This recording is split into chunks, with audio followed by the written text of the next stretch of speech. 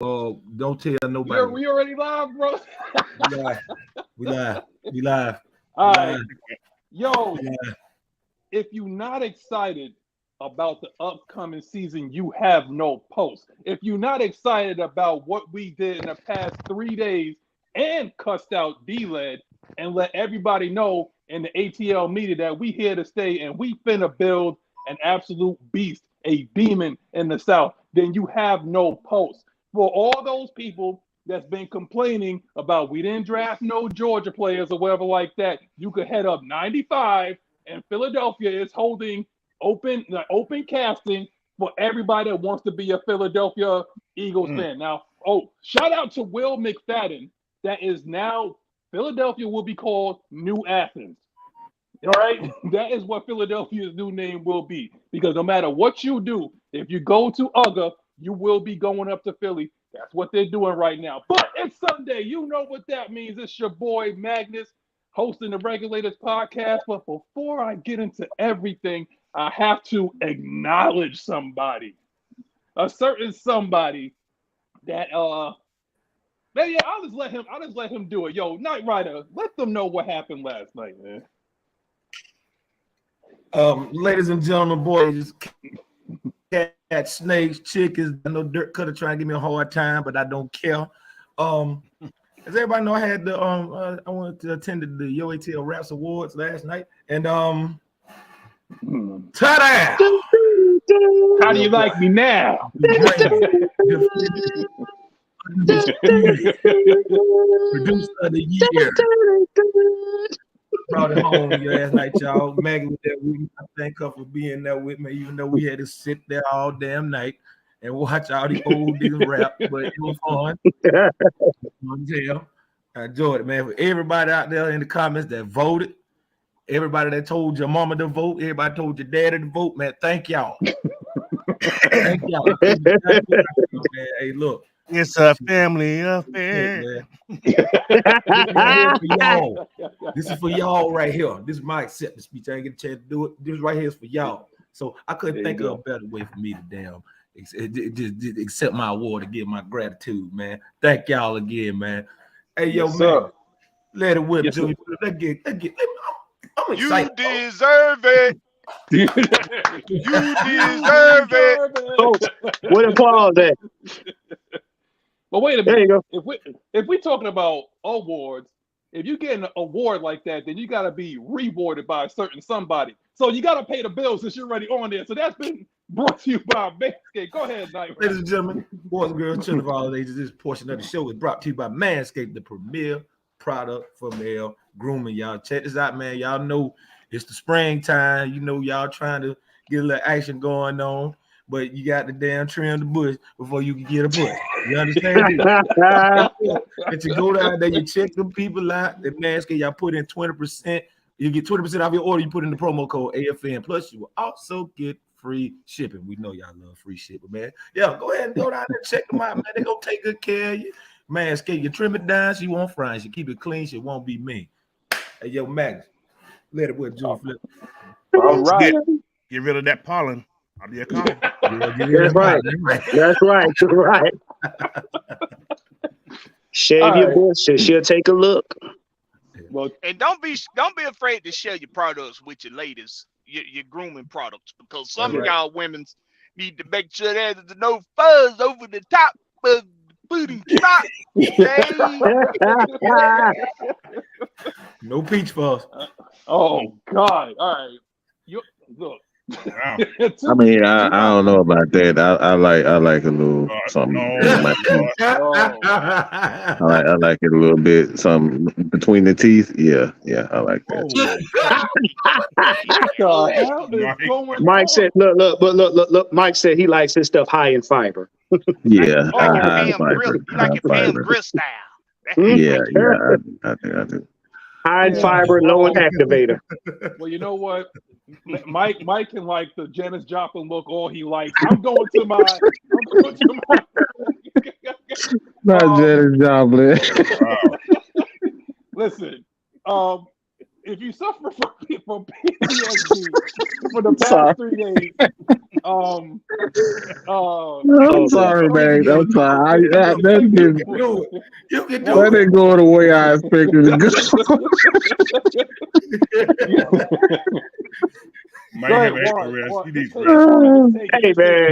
Hey man. First off, man, I want to give a shout out to my boy Knight Rider. He walked away with the musical Lombardi Trophy of the year, and I'm gonna put this out here. Don't be surprised if our Dirty Birds try to go for that Lombardi too. But can I ask y'all a question right quick?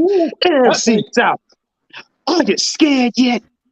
NFL, are you scared yet? Whoa, you sound like joking nervous. Hey, Magnus, remember Ed's old theme song? You are lost and scared. Yeah. You know what I love. Yo, okay, y'all didn't know that y'all can change y'all voices. That's another. There you go. See, that's how you know that man just won some. Now, below me, Coach. I don't even think that Coach knows what the hell is going on right now. He's done at least like 50 shows in about the past 3 days. Yeah. Coach.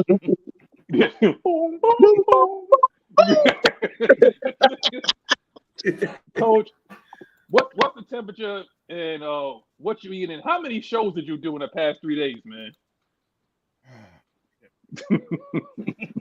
All of them. Yeah. All of them. Yeah. It's all good though, man. It's for the fans. It's for you guys though. That's why I do it, man. So this is something that I like to do. It's fun. So ain't had nothing going on. My kids are grown. They ain't got no little. He said they out. Yeah, they. But hey, man, welcome to the show, man. Congratulations, my brother Knight Rider, man, for that award last night. So, like he said, this is for you guys, man. So, let's have a great on the track. Hey, what we got? We got next to Coach. We got somebody that's trying to make sure somebody don't park a truck up a tree. We got Blackberry. What's up, bro? Davis is up a tree is easy to get to. I'm trying to keep it out the ditch. But home team, damn.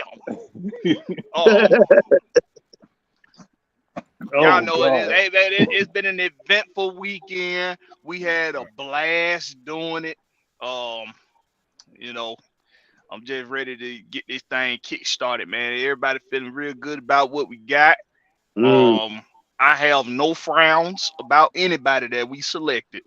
So hey, man, shout out to my boy Knight Rider. So I couldn't be there for you last night. I wasn't supposed to work, but I couldn't turn down that work. I had to do it. That right? Hey, for the record, but that boy good, y'all. That boy good. Hey, for the record, the lady that working the door, she ain't fit to work the door in her house. Oh, damn. Not the house, man. Well, we stayed in line to get in for about 30 minutes. Now, see, that ain't right, Atron. Come on now. You got nominees waiting. You got nominees waiting. You gotta go back door for that. You gotta go back door for that. Whoa. Anyway, but Mike, who is on a collective 30 minutes of sleep the past 3 days. Mike, go ahead, say what's up to the people. I know, if you want to be in and out, that's fine. You know what I'm saying? Like, it's all good. We'll hold it down for you, but yeah, you've been holding down for the past 3 days, man. Go ahead and say hello to your weekend folks. Well, fuck what I got to say. I want to give a shout out to the Knight Rider. Again, for his award. But my brother Ty, who's in this thing, he gonna be coming in really shortly. He got a single out right now himself. So, hey man, I told you we got some dope ass producers who work right here. AFN, Atlanta Falcons Nation. Hey man, we ain't just no Falcons creators over here, bro. We absolutely talented superstars over here. All right, we got a whole network of superstar players, superstar workers, superstar human beings. And like I said, that's what sets us apart from the rest. We didn't take no days off. We sat here in this motherfucker for 3 days straight. All right. So all y'all motherfuckers who try to say y'all on the same level, I only seen one organization that was on our level, and that was the Falcoholic. Period. Point blank. All you rest of you people ain't even on our level, and there's proof right here. Mhm. And we're- I And got we're outside positive. looking in sitting in my Spotify right now. Hey, and for all of y'all that like to put out that little slogan, no, this is where the positive content is, because you're giving facts, stats, and the truth. All that other stuff is just garbage. And I said, Well, the more you well, how about we just go straight into? Oh boy. Speaking of, I think I got drafted, and I'm probably about to get cut right now because the GM, this is gonna be the quickest hiring and firing ever, man. But hey, man, I didn't do it. It was Magnus. I didn't do it. You can't be Nino Brown to me right now. Fresh off of holding the Henny bottle. She's fresh off of holding the Henny bottle for Knight Rider. Here is look, wait. Maggie You see that smile, right? You know she had the sample. She had to see. No. That right there ain't this. That ain't the Henny smile. I know what the Henny smile look like. That ain't it right there. I didn't do it. It was Warren. The magazine. What the hell y'all talking about? One thing, I came on here to be celebratory. Look, me and Knight Rider had a night where I'm very honored, and we didn't do it the way I wanted to do it as far as honoring him. So we'll start this thing over. Okay, so now that I'm here, Mr. Knight Rider, so we're gonna play a video real quick, y'all, if you haven't played it, because y'all just in here just starting stuff and talking about shaving and everything else. We need to celebrate. No That's what I don't even know what you got going on, but today, I mean, what the hell is wrong with it? Look, never mind. I'm reading the video didn't post. I don't know why. Give me a minute, y'all. Oh yeah. Gotta get the celebration. This portion of the show is. I'm getting it together. How about that? This portion of the show is the Maggie moment. Everybody, take a moment and reflect on Maggie. No, I don't think we want that. I don't think we want that. It'll be. Shut up.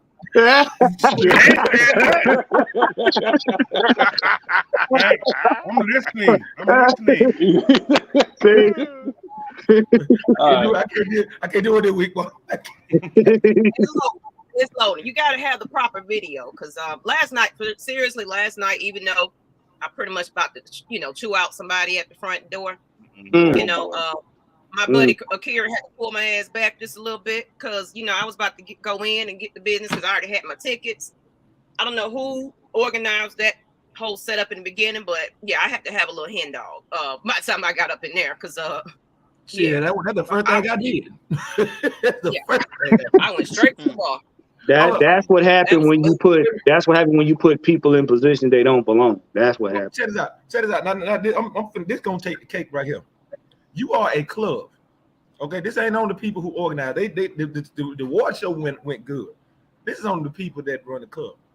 How the hell you have no ice, no beer, and no cup? Ice, no coke, no beer, no coke. That sound like a backyard high school party. No cup. So what you gonna do? Wait. So you mean to tell me y'all got 75-cent liquor in your hands?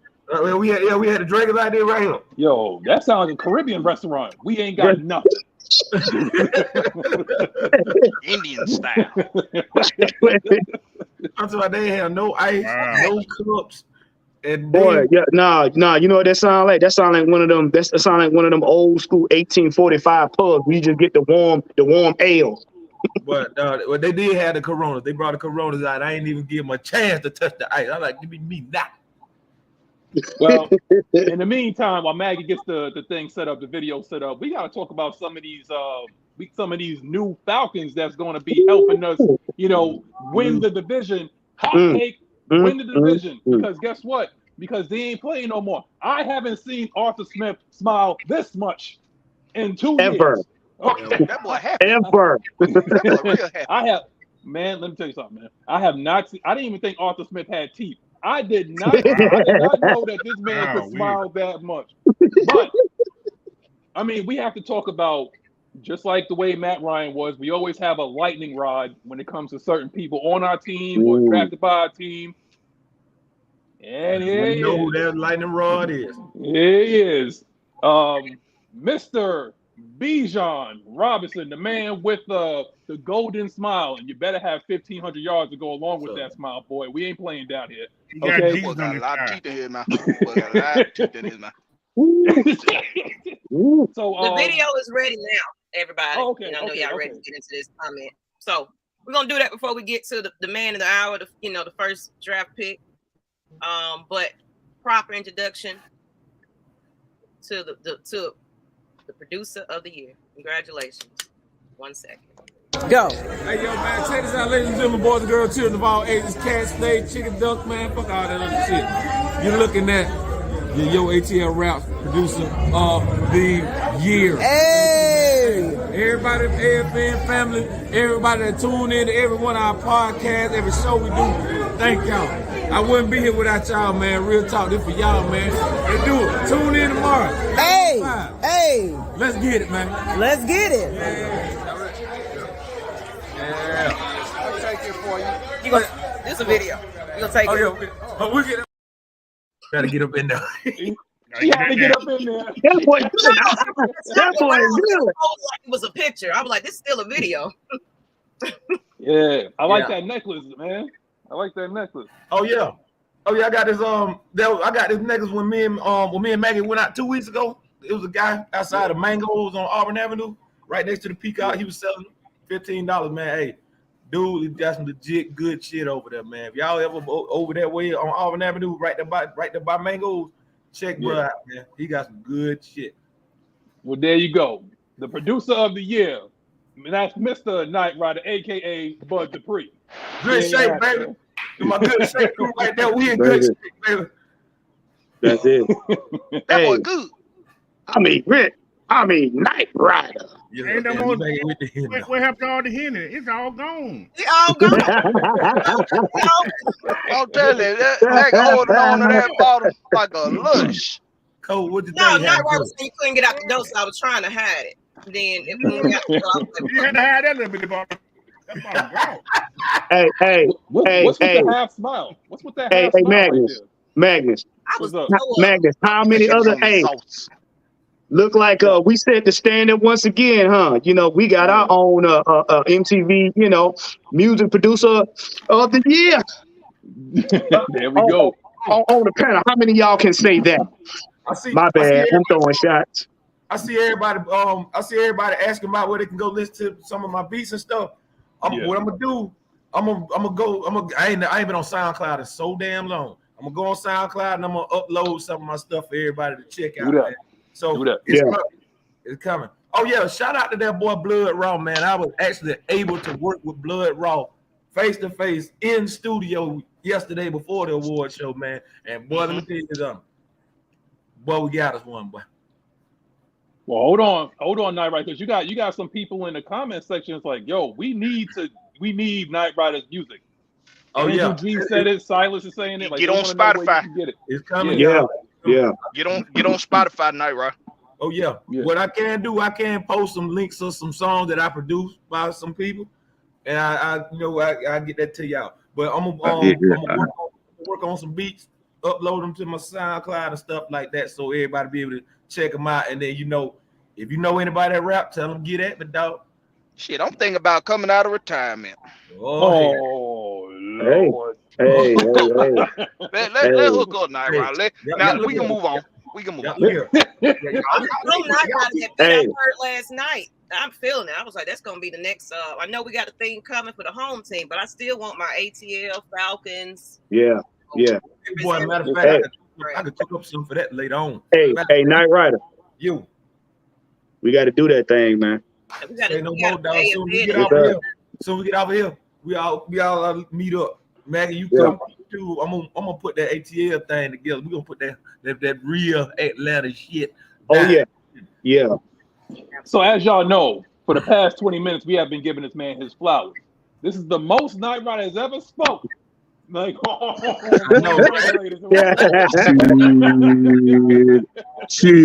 don't know what the hell you talking about. Y'all got to see that man off camera, man. He is. Boy. We're gonna have two producers producing music for us. I can't wait for that home team. Seriously though, but we gotta do a second one as well for Night Rider to get him out there circulating, because it's all love over here, everybody. Mm-hmm. Yeah, man. Congratulations. But you know what? Just like how Night Rider's been putting in work, Regulators, we gotta put in some work right now, man. The people been waiting about 20 minutes for us to do it, but you know what? We have to give our people our flowers when we do it, because if we don't do it, nobody else will. Yes, sir. So by all means, this is a bow. I acknowledge you. The new tribal chief for today, it will be Night Rider. Because your gold is way better than mine, because I had to pay for mine. I had to pay for my gold. So you Jay Uso today, Night Rider. Yes, sir. For real. So let's see. Because first off, Blackberry, I'm going to come to you, because we talking about a lightning rod right here, man. We're talking about Bijan Robinson. A lot of people have gotten a little up in arms because there was somebody else there. A little somebody else with a number 88 that was there. A little somebody with some character issues that was there. But you know what? It seems like, according to Maggie's family, they like guys that can play. They like guys that's physical. We got guys that violent. But we don't want that off the field, though. So we got a good guy right here, it seems like. The way he talks, the way he is, what he's about, his character and all that. And he can ball. The dude's a superstar. Blackberry, what was your thoughts when we took Bijan at number 8? Well, I was gonna mention something about that last part you said about the way he talks, and I want people to recognize something. People that's coming to this team, they are very articulate with their words. They don't have to think hard about what they want to say, and something about mindset. When you're good with your words, see me, I ain't too good with my words. Okay, so I resort to using a lot of profanity. But when you're talking to people that's good with their words, that means that their mindset is very focused. Meaning they've taken time out to make sure that they do things properly. They take that they do their homework, they study, they apply themselves to their best ability at whatever it is they do, including things that they have to do with their mind, thinking and talking and being able to present themselves in front of others. When you got athletes that are capable of doing that, I want to use a guy for a prime example. He played for the Arizona Cardinals. He was wide receiver, best wide receiver Arizona Cardinals have ever seen. Fitzgerald. Yes. Okay. This dude was so intelligent because he made himself that way, and he was an excellent athlete because of it. He had natural ability to be an athlete, but he made himself that much better by being somebody that's able to think and retain information. Okay. This is a very important trait to have as an athlete, because if you're all just about pounding your chest and beating the ground down, I mean, you don't have a whole lot of depth in your skill sets. But something that Bijan Robinson is capable of doing is applying information and using it to his skill sets. And because he's able to do that, he's going to be a very intelligent football player. So for the people that say, oh, y'all didn't want Bijan Robinson here, listen, a lot of the times, because we have to I'm gonna speak for myself, because I got to come at people in a certain way when they say asinine things. A lot of times the message gets lost. Oh my God, you're such a heathen. I don't know where you get that from, bro. I don't know. But the message gets lost, right? And it was never about Bijan Robinson's skills. It was never about his abilities. All I was saying was that we didn't need him at the number 8 pick. But we also said we trust this regime in what they do because they haven't given us any reason not to trust them. They've hit on every single pitch since far, except for maybe one, Brian Edwards, but that's for another discussion another day. So I do like Bijan Robinson, and what he's capable of bringing to this offense is going to be an explosive offense, that much more with this guy included in it. I like the pick because I like the caliber of the player. And that's it. Yeah. Well, thanks. you know, can I be a little controversial right now before I go into my boy Juan? Go ahead. We're switching roles today. Okay. Oh man. Actually, before you on, no disrespect, but I gotta get the lady of the house first before I. Yeah. No, go ahead. By all means. All right, so forgive me on that, but can I talk about CP real quick? Mm-hmm.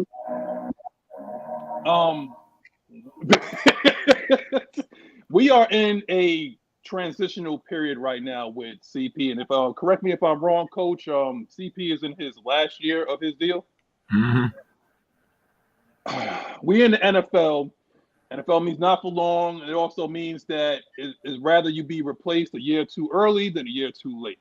Okay, so when you have a guy that is what they would say generational talent, and you can use him in the way that we can use CP, and it wouldn't be a drop off in the production. If anything, it will be a rise in the production. See, we got CP on the back end of his career. So what we're going to see with Bijan is truly what CP would have been if we would have got him in the prime of his career. Now, I hope that CP, maybe takes the hometown discount and stays, and retires a Falcon, which he says he wants to do.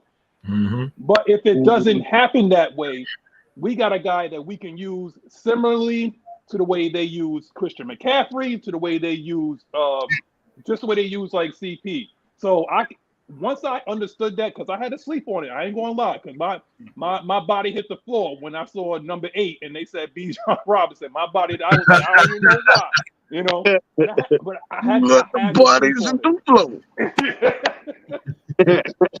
I had to sleep on it, but just like what Workflow said, look, anything is better than Mike Davis, the tiptoe burglar. If he's not the tiptoe burglar, I'll be okay. Now, Matt, Bijan Robinson, like I said, how do you feel? I'm sure you was watching and everything. So, was it a surprise to you? Like, how was your feelings like when we decided to pull the trigger? Oh, Mama, you can't hear you. Can't hear you. I just realized it made me announce. Okay, my bad. It was kind of 50-50 for me because, for one thing, my reaction to it was I was like, at the same time, I'm like, knowing how they picked in the first round the last 2 years, it was kind of that's off the Smith pick. You know what I'm saying? So I kind of figured that. But after getting over it and everything else, I understand it because, like you said, CP. One thing about CP, he can be moved into different positions. So, like you said, it's pretty much a leg up, to what. But CP ain't gonna try to go down the next year. He wanna be a Falcon and retire a Falcon. So they probably will work out a nice little cut deal for him where he still get a little payment and he hang on until he can't. You know what I'm saying? And those are the type of players you want on your team anyway. You don't want to just drop them off because somebody's better that came in. CP is definitely still an asset. We can use. But with Bijan, I think young legs, everything. It's going to be exciting to see. And then he's just his energy, everything about him is just what Atlanta Falcons are looking for. It's I think it was Blackberry who was saying on one of the shows. It was like it's about the interview process too. From what we was hearing, what the rumors are with the pick that we was thinking we was going to get, it wasn't going good with the conversation between UGA and the Falcons, so there was something being said there. Now, I don't know how true that was, but it's all about your first impression to give Falcons organization. You already know that because Arthur Blank, he don't take no mess. And even though, okay, I get the, he had some troubles, but maybe there were some more things behind the scenes that we don't know about. That caused the Falcons like, you know what?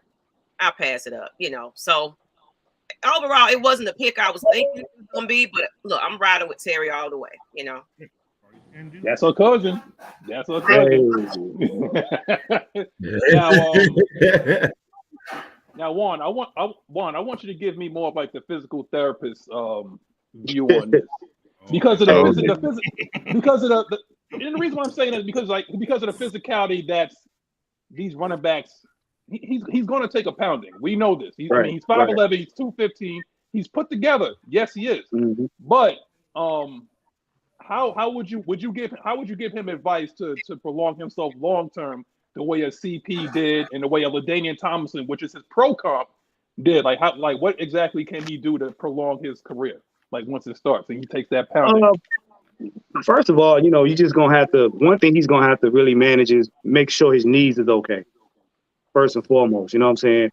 And his technique. When you go through the hole, try to protect yourself as much as you can. Try to fall properly, you know what I'm saying? Making sure ain't nobody getting your legs wrapped up or whatnot. And just overall, like I said, working out. But fortunately for us, as the team goes, and we'll get to these other players later, the way Arthur Smith and Terry Fontenot have constructed this O-line, it should make it a little bit easier for our running backs to actually go through the hole. Mm-hmm. Because one thing, I was like Maggie, I wasn't really high on Bijan, but I went back and shout out to Jew. Jew put this out there in the group on one of the shows telling us about how versatile he is. Now, you guys are going to hear in the media, they're only going to put Bijan in a running back box. And Mike has already spoken and said that Arthur Smith wants an explosive offense. So that means Bijan is going to be used in multitude of ways. All right. With that being said, I was like, okay. So, you look at his interview, that dude is humble. And the one thing that stuck out to me is when they asked him, they was like, all right, how do you feel about meeting the other guys? He said, listen, I'm glad to be here.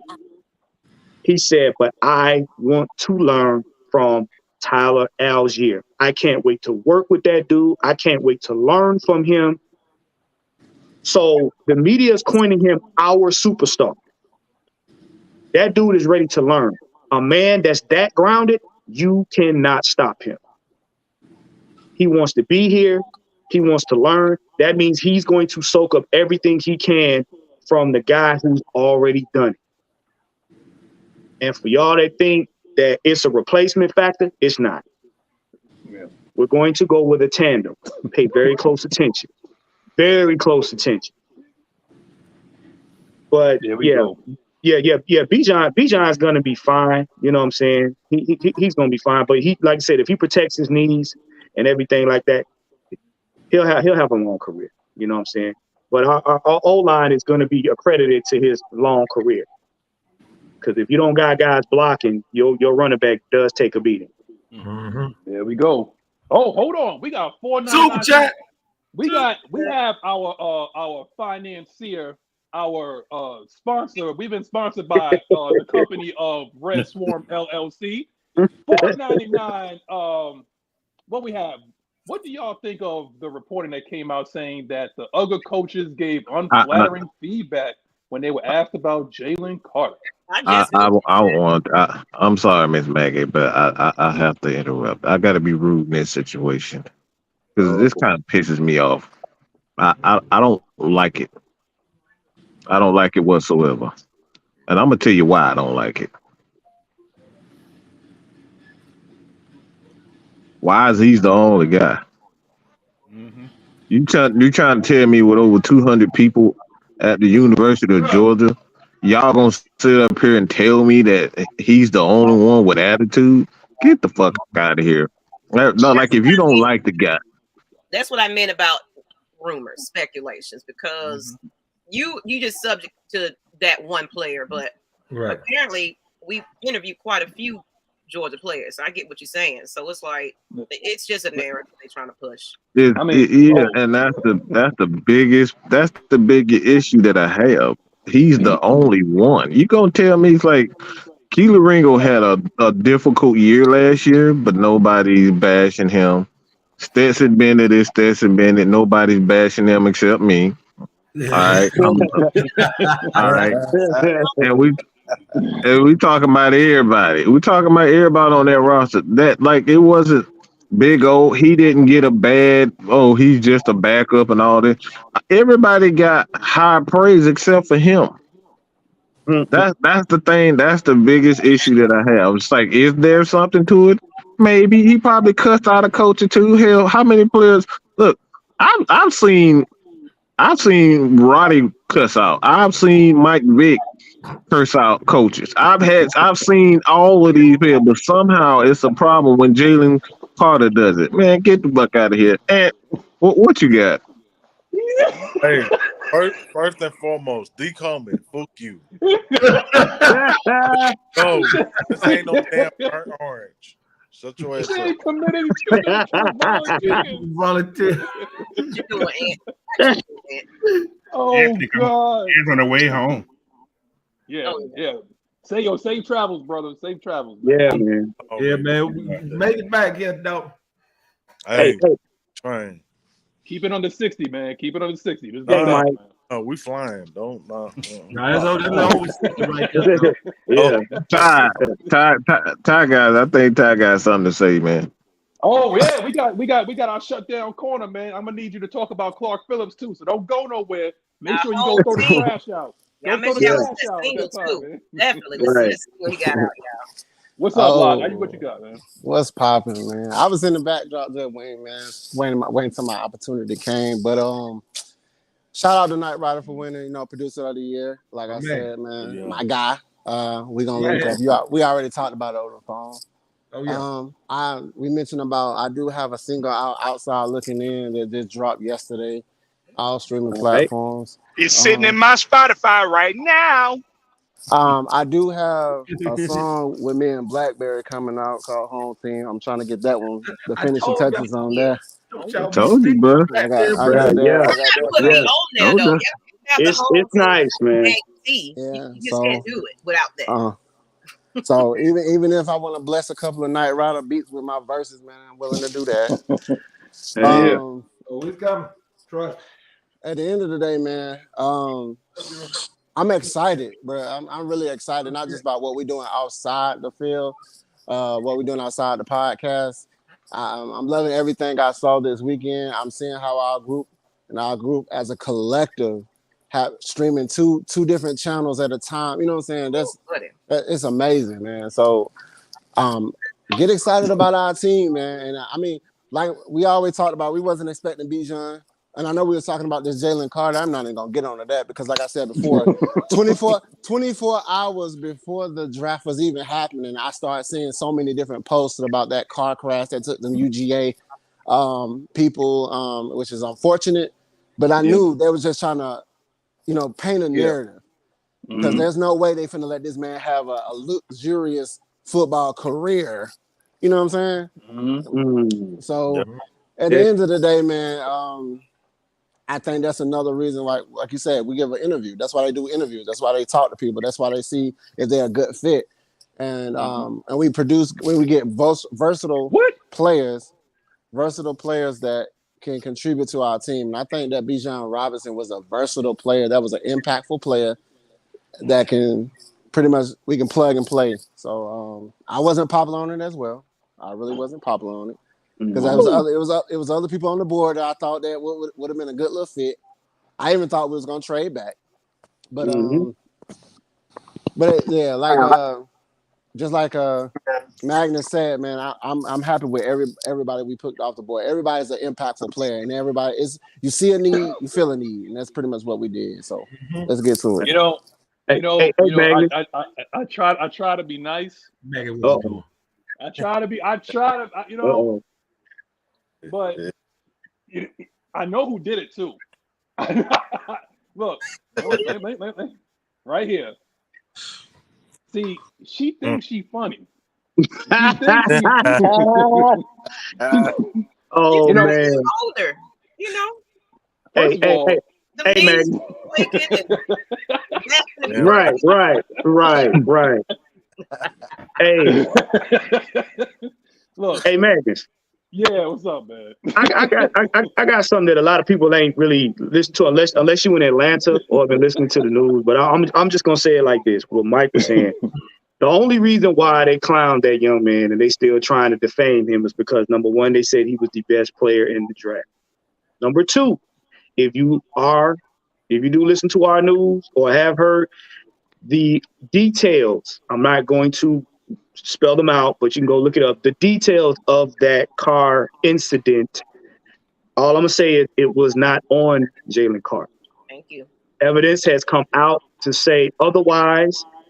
He was he was in the situation, but he wasn't a part of it. He wasn't the cause of it. Put it like that. So that's not getting a lot of air. It's already has been investigated. So basically, at this point, it's just a smear campaign because he was dubbed the best player in the draft. Period. Can I add something real quick? I know you're gonna go to the next, but one thing I want to notate, especially people, knowing what mental health does to people's stress, the eating, everything, the sleepless nights. They talk about how he came in out of shape and everything else. The man had just went through a whole traumatic incident with the backlash of the media and everything else. And it's like my draft is on the line right now. Well, how I produce and everything else, he had to prepare for that moment.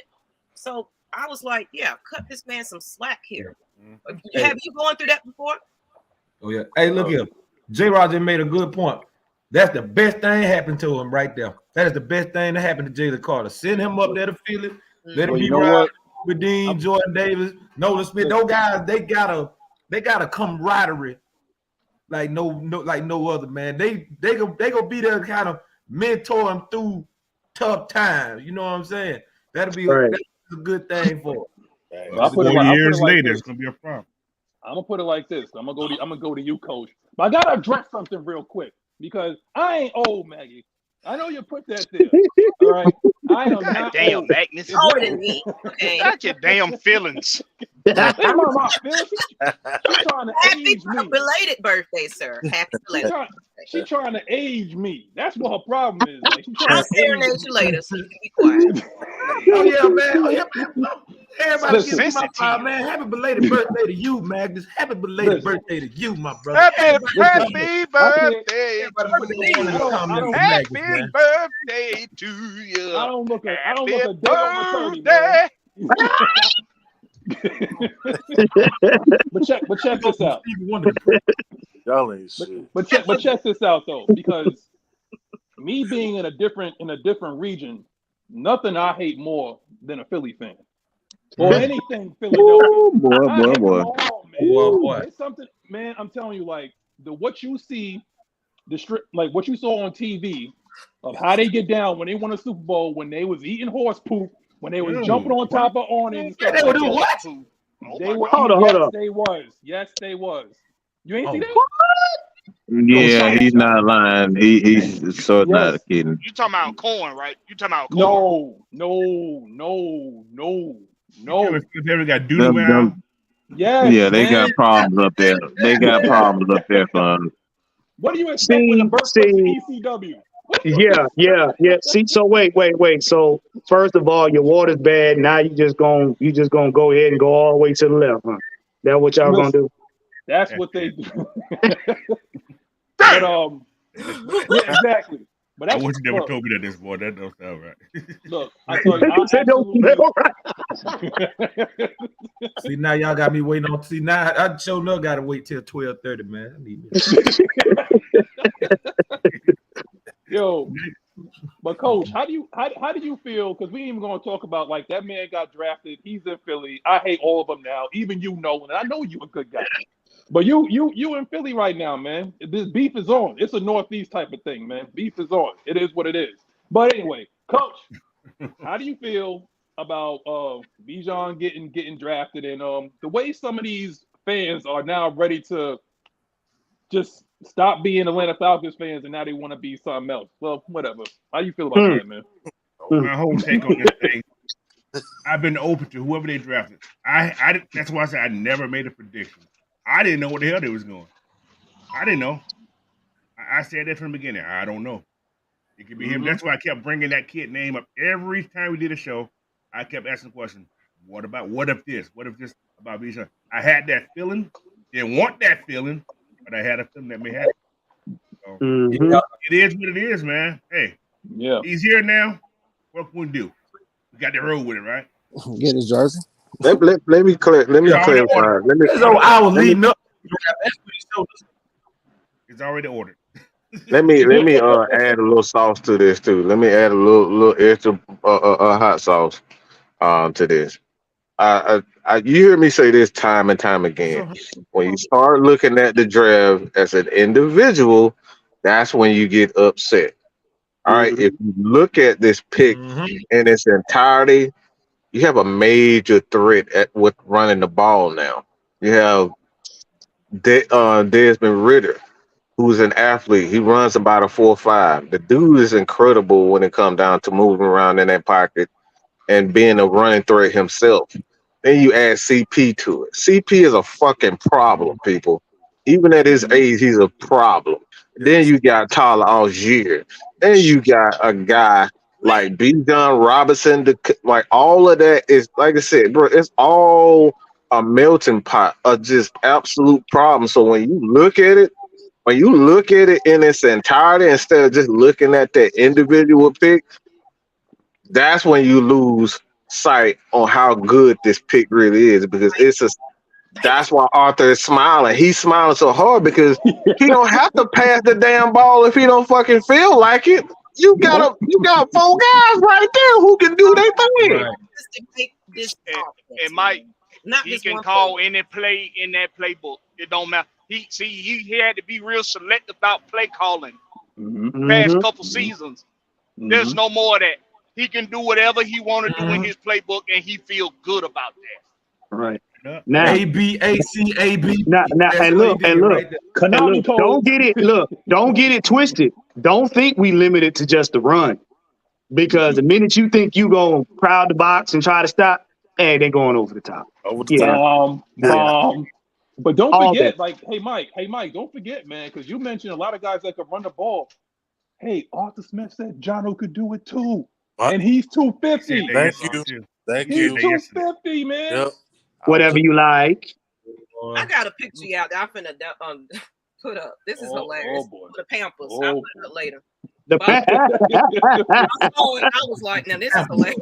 We got these big old 6'6" trees. Yeah. Yeah, it would trees. Look, hey, we ain't gonna get into talking about people trying to reproduce other quarterbacks that's behind that's shorter than the line. Hey, Magnus, if our team was a tag team, who would they be? Now, I would have normally said, I like the name Natural Disasters, but I also like the fact of who was some tall? Was it Kevin Nash or somebody else? That was Sid Vicious and Dan Spivak. The skyscrapers. That's it. The skyscrapers. Yeah. The first skyscrapers. This was before Undertaker became the Undertaker. He took Sid Vicious' place. Yeah, that's it. That's the one. Yeah, that's the one. Yeah. With the heart punch. Yeah. Yeah. Oh, wait a minute. We got to talk about another lightning rod, because some people wasn't really excited about this guy when we drafted him, because we don't like Canadians down in the South, apparently. So, what are you saying, Ed? Oh, goodness. What are you, Magnus? Are you talking trash, Ed? That's where those people ran off too. They didn't like that. Yeah. They was like, oh, I'm done. They turn into all their red and black. Green and black. So people wrestle moose. They wrestle moose, okay? For those of y'all that are considering leaving the fan base, I would like to politely ask you to do not let the doorknob hit you in the ass on the way out. Thank you. Guess what? Nice little a bolt bus waiting for you to take you up top. Yeah, we don't do no returns. You won't be missed. We won't do no returns. We'll gladly turn in your season tickets and your jersey, please, expeditiously. Turn in your barbecue. We got 2 words for you: transfer portal. That's it. That's it. Transfer portal. There he is. There Hit it the is. dope. Hey, Magnus. What's up? So you mean to tell me this gentleman right here that we got on the screen? You mean to tell me that means that we tightening up that O line for these running backs we got? That what you saying? You know, particularly what I want to say, and I have to give a coach's opinion on this too. So I got to go to coach with this one first. But I would like to say that a lot of people are afraid of the unknown. They don't know what the unknown is. And the most unsexy pick that you can ever make is offensive line. It do not matter where you draft them. You could draft them 1 overall. You could draft them 7th, in the 7th round. It does not matter where you draft it because it's not sexy. But it is the most cohesive. It is totally entitled to your success. It's tied into your success. And I don't understand why people do not understand it. Maybe because like the narrative that people don't talk about it enough. No, because linemen don't catch passes. People want to see people catch passes because it's not fantasy football. There you go. Right. Folks wasn't really sold on Peter Soroski like that. But coach, we got a guy, Matthew Bergeron, and I didn't know who he was, but these people, what they don't want to do is they want to sit there and listen to Mel Kiper. Tell them what this type of player is, as opposed to watching the tape on your own. This man, first of all, he's versatile. Okay, he can play tackle and he can play guard, but he can kick in the guard. He did that in the Senior Bowl. Okay, but he is a mauler. And one of the things that Mike said about Peter Skoronski, I think he said that last week, is that sometimes he kind of drags his feet. This guy doesn't. This guy is a dancing bear, and he has attitude too. Don't let the little baby face and the little braids fool you. Don't let that fool you, man. This guy is an absolute monster. So, Jalen Mayfield, coach, is on you, man. You better tighten up, boy. One thing you can say that he knows how to block because he had 2 running backs by him had over 1,000 yards. 2. Yeah. 2. That boy good. Hey man, saying a lot, people. My thing about this team, like I said, I don't care who they drafted. I trust them. It's, for me, I'm a fan of the team. I'm not a fan of a player. I'm a fan of the team. Like Blackberry said earlier, they have not gave us any reason not to trust them. So. D. Coleman. What D. Coleman talking about?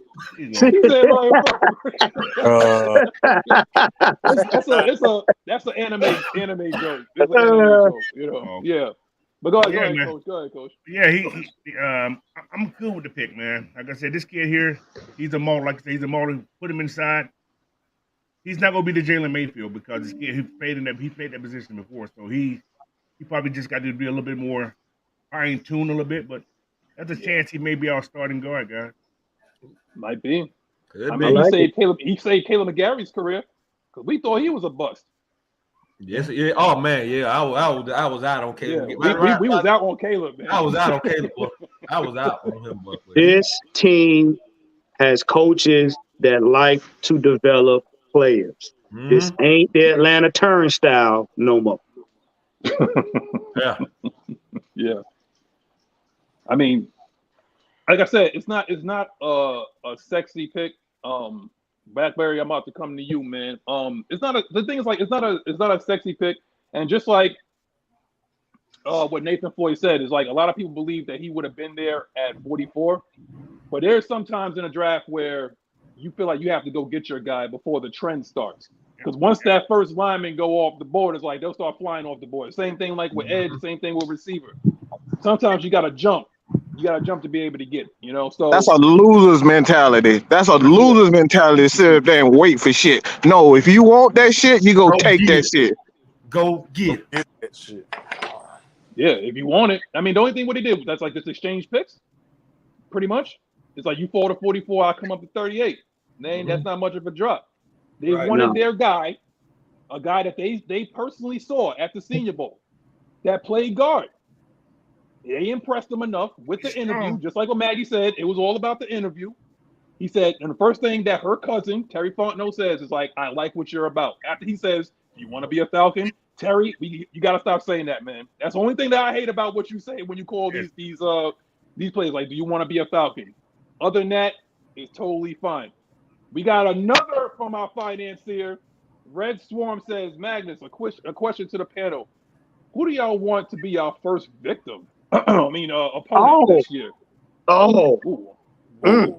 I know. Who that? Yeah. You said it. Both times. Everybody answer there. We got 11 days to find out because the schedule come out on the 11th. Oh, and I can't wait, boy. I can't wait. I'm ready to see what the schedule gonna look like so I can plan accordingly so I can go to an away game. Bruh.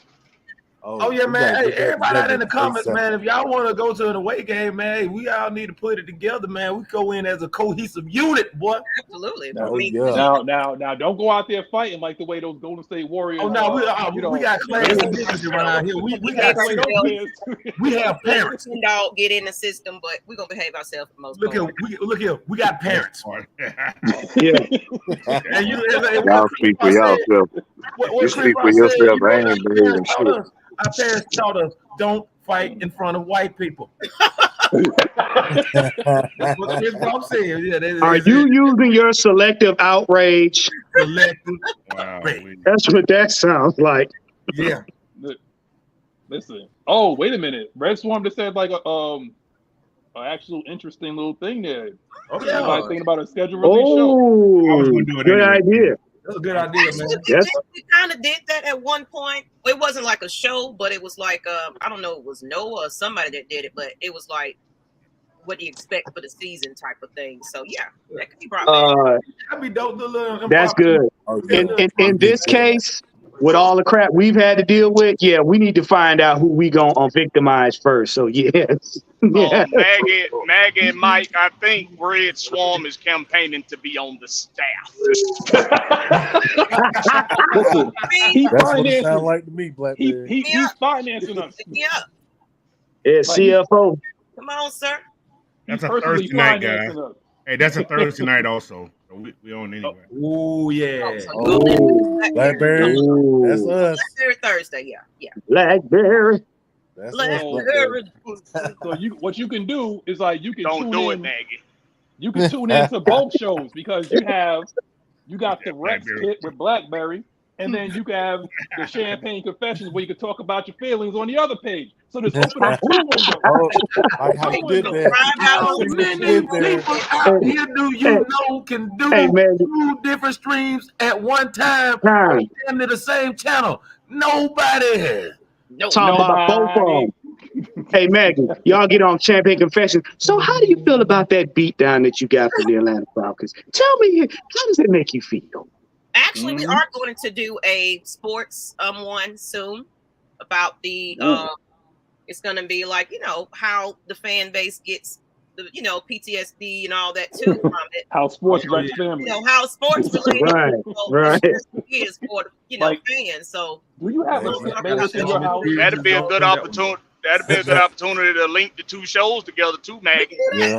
Yeah, might as well. Special night. Listen. If you got a Skip Bayless in your house, an obsessive dude that obsessive. If you can't be in the same room with your significant other because they believe that you are a blight, and every time you come in, somebody throws a pick, there's a fumble or whatever, you might want to get out of that relationship and tune into Champagne Confessions. Boy, I heard a lot of houses falling apart right after you said that. That's what I'm saying. And it's okay. It's okay. The first step is admitting that you have a problem. Admit that you have a problem. Hey, I know who else got a problem. NFC South. The first step is watching Champagne Confessions on Thursday night. That's the first step. That's it. So you can get your feng shui and wusa back. I just thought about some one. I was on the stream after the draft and everything. That was a pick your poison comment made from the panel. Maggie, I'm glad you said that. Oh my God! On top, Don't let us steal your words. Don't let us. No, because see, that first-handed. I'm gonna tell you something. Maggie kindly pointed it out and everything, and I'm segueing into that. For all y'all that don't know, we will have some new merch coming out, and yeah, you'll be able to walk around with us in. But Maggie, yes, please elaborate on that because that's letting y'all know what the standard looks like for this content creator. Oh yeah, it just seems like there was a certain word, pick your poison, spoken on the live draft after party of the Atlanta Falcons. Me and Ant was in there just terrorizing the chat, and someone said, "Pick your poison." Somebody's been listening to AFC. Y'all. We're getting hurt, y'all. We're getting with hurt. both eyes. With both eyes. Well, you know what? Coach, I'm gonna need you, Coach. I'm gonna need you to put that 9 to 5 connection on that shirt, man. Ain't nobody gonna come out and steal it. I need that 9 to 5 connection. I see what you're doing, Knight Rider. Mike. Hey, Mike. Is he frozen? I don't know. We got something in the works. Hold on, we got. Nah, I'm here. I'm hearing y'all bullshit.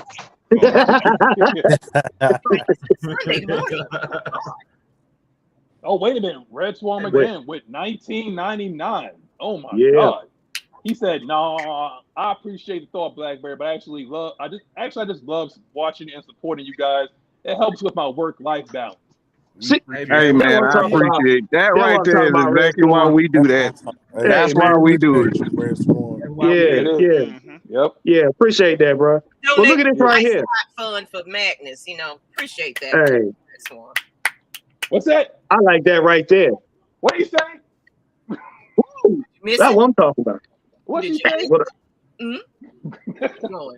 I don't know. I thought shots were fired again. Hold on. Let me go to the next. Okay. All right. Let's go to the next dude right here. We got Ohio State, defensive end, Zach Harrison. Who? Coach, you know why I talk about these guys? Because his arms are longer than the last 30 minutes of church. Yeah, man. This guy, Zach Harrison's arm is long.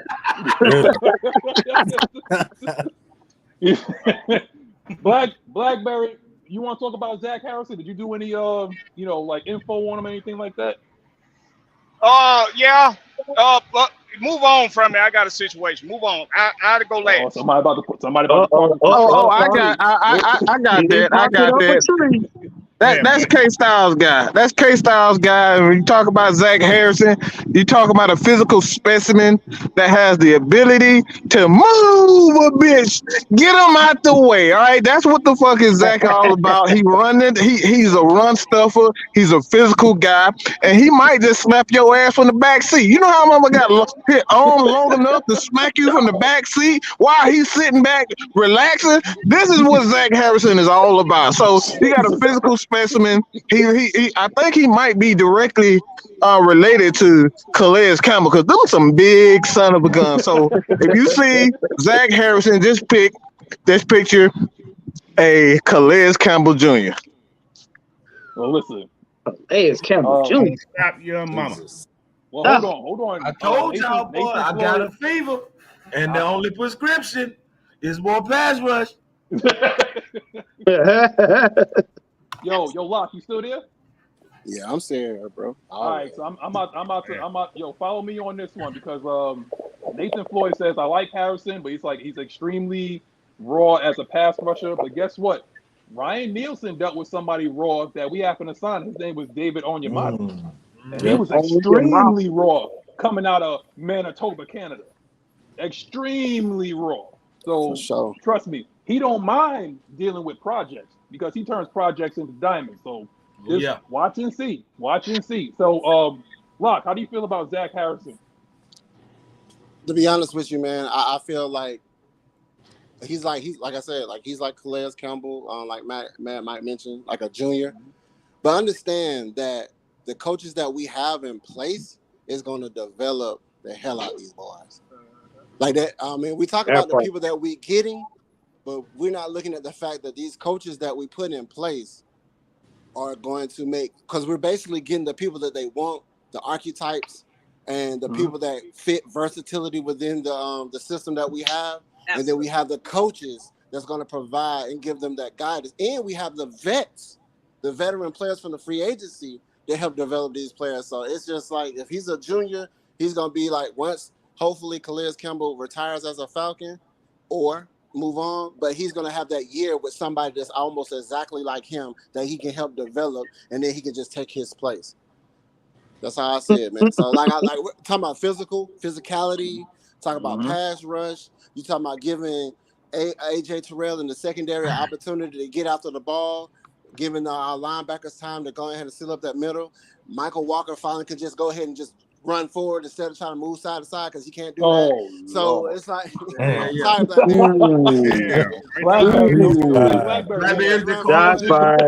Calm down. Wow. All of it is exciting, man. All of it is exciting, and like we want to get physical. And then, like I said, at the end of the day, man, it's crazy, man. Just looking at everybody we done picked up, and then the NFC South is for the open, and our team looks like a complete team. And you're building a complete team. And you're building a team from the trenches up. And you're developing a defense, and we have a super. You said pick your poison offense. I call it the who's who offense. Who's gonna get the ball next? Like who's gonna get the ball? Who? You like a hot potato? You. That's what I'm telling you. You. Hey, look like we got a skank in here hiding under a Facebook user, but that's all we're gonna say about that. He just one of the ones that ain't got no faith. But no, you know what? No, I'm gonna say this. Thank you for tuning in to the Atlanta Falcons NFC Championship show. We thank you. We're gonna put that out there right now. We'll see you next year. Look, I told you, man, Eagles fan, you can enter just like what my boy Ant said. Enter the transfer portal, become an Eagles fan. It's just that simple. There you go. There's nothing tying you. There's no documentation. There's no marriage here. You're not legally binded to no team. You're not. Nope. You're not. It's free. You can transfer whenever you want. You don't like the quarterback. You don't like anything. Why are you here? But you can transfer whenever you want. Right. Go to the UK Eagles now. Go on over there. Yeah. They're birds. Yeah. They're birds. You like birds? There you go. You can go to another birds. A lot of birds. Philadelphia Bulldogs. The Philadelphia Bulldogs. That's what it is. Right. The Georgia Eagles. Athens, Pennsylvania, basically. Yeah. They play in New Athens, Pennsylvania. That's where New Athens, Pennsylvania. New Athens Township, Pennsylvania. Yes. No. Excuse me. You forgot the Commonwealth of Pennsylvania. Oh, yeah. The Commonwealth. Yes. Let's be sure to stay away from the EP 45 up there in New England. That's all I ask for y'all, Georgia boys. Stay away from them EP guys up there. About these last two picks, though, and the free agency combined, it's like they knew exactly what. I mean, yes, we filled some holes up and everything, but that defense seems like it was the main focus at this point. We had to. I mean, and then we've been improving every year, so finally had the money to add additional pieces to it to help Grady. I don't know what to expect out of this defense at this point, but it's not going to be that same defense we've been seeing for years and years and years. It's some hungry men out here trying to help out Grady, and I guarantee that man is, what better way to work alongside a veteran like that still got the determination and will to make it happen his damn self. Ain't nothing slowed down about him. So anybody getting some 2016 Falcons PTSD right now? As in, I have already said we have combined the Grits Blitz, D Block, and 2016 all in one team. Y'all remember when Dwight Freeney got here? So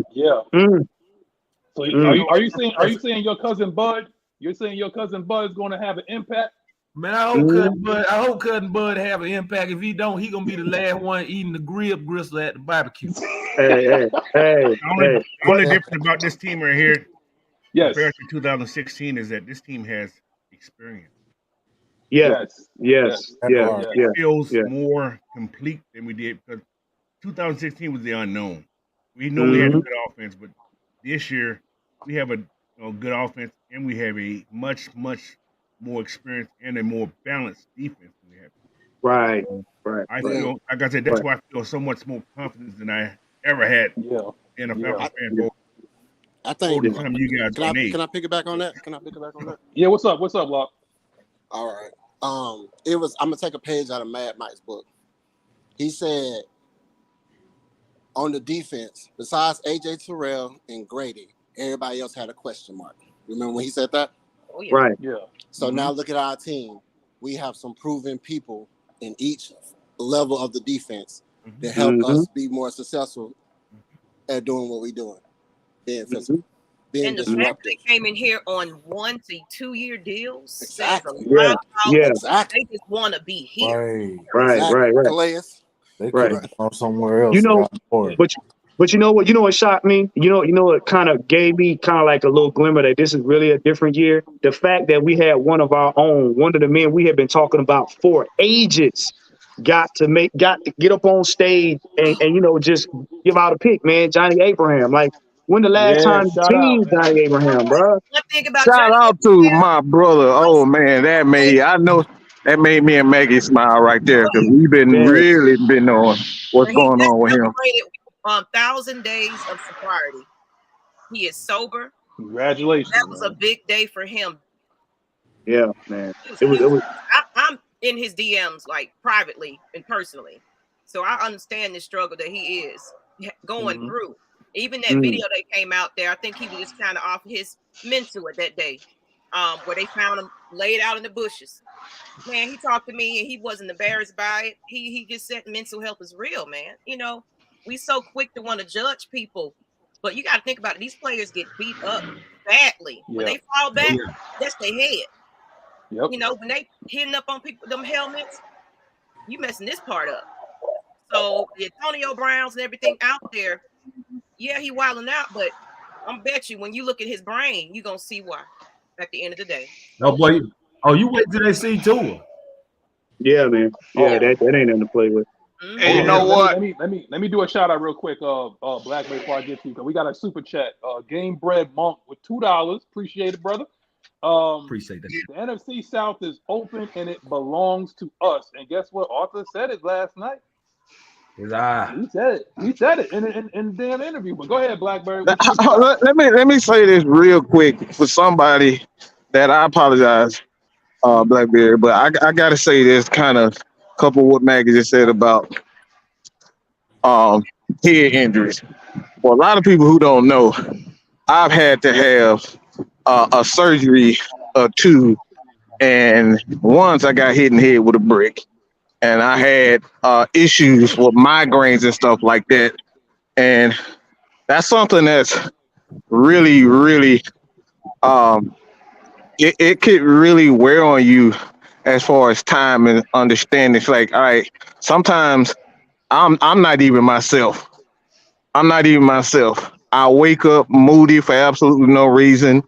And these things that go through your head, you're thinking you're normal, but it's like once you have those surgeries and those injuries to your head like that, man, it's your day could be ruined just by just your own personal thoughts. And then if you have an issue like Abraham, a person that has had multiple concussions. I've had quite a few concussions myself in sports and football and things of that nature. And I'm telling you, this shit is real. It's real. All right. Mental health is real. These injuries to these players' head are real. I want y'all to understand that. It's not a damn joke. It's not a joke.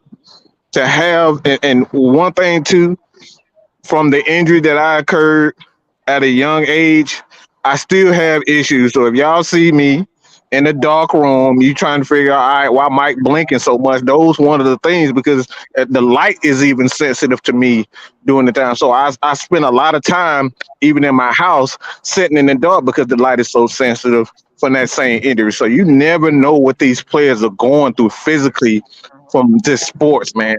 It is a real issue that needs to be taken seriously. Yeah, it is. Enough said. Enough said. What you got, Blackberry? I know you had something to say, right? Yeah. To go back to John Abraham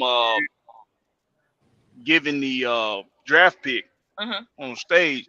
I want to step inside into now. We talking about minds and mental health, but I want to put everybody right now into the mind of a defensive player.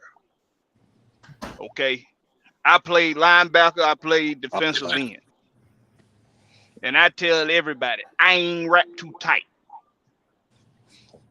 but I ain't wrapped too tight to where. But I'm very aware of my abilities. I'm very aware of my aggressiveness. I'm very aware of my anger that I put out there on the field and use it as a tool.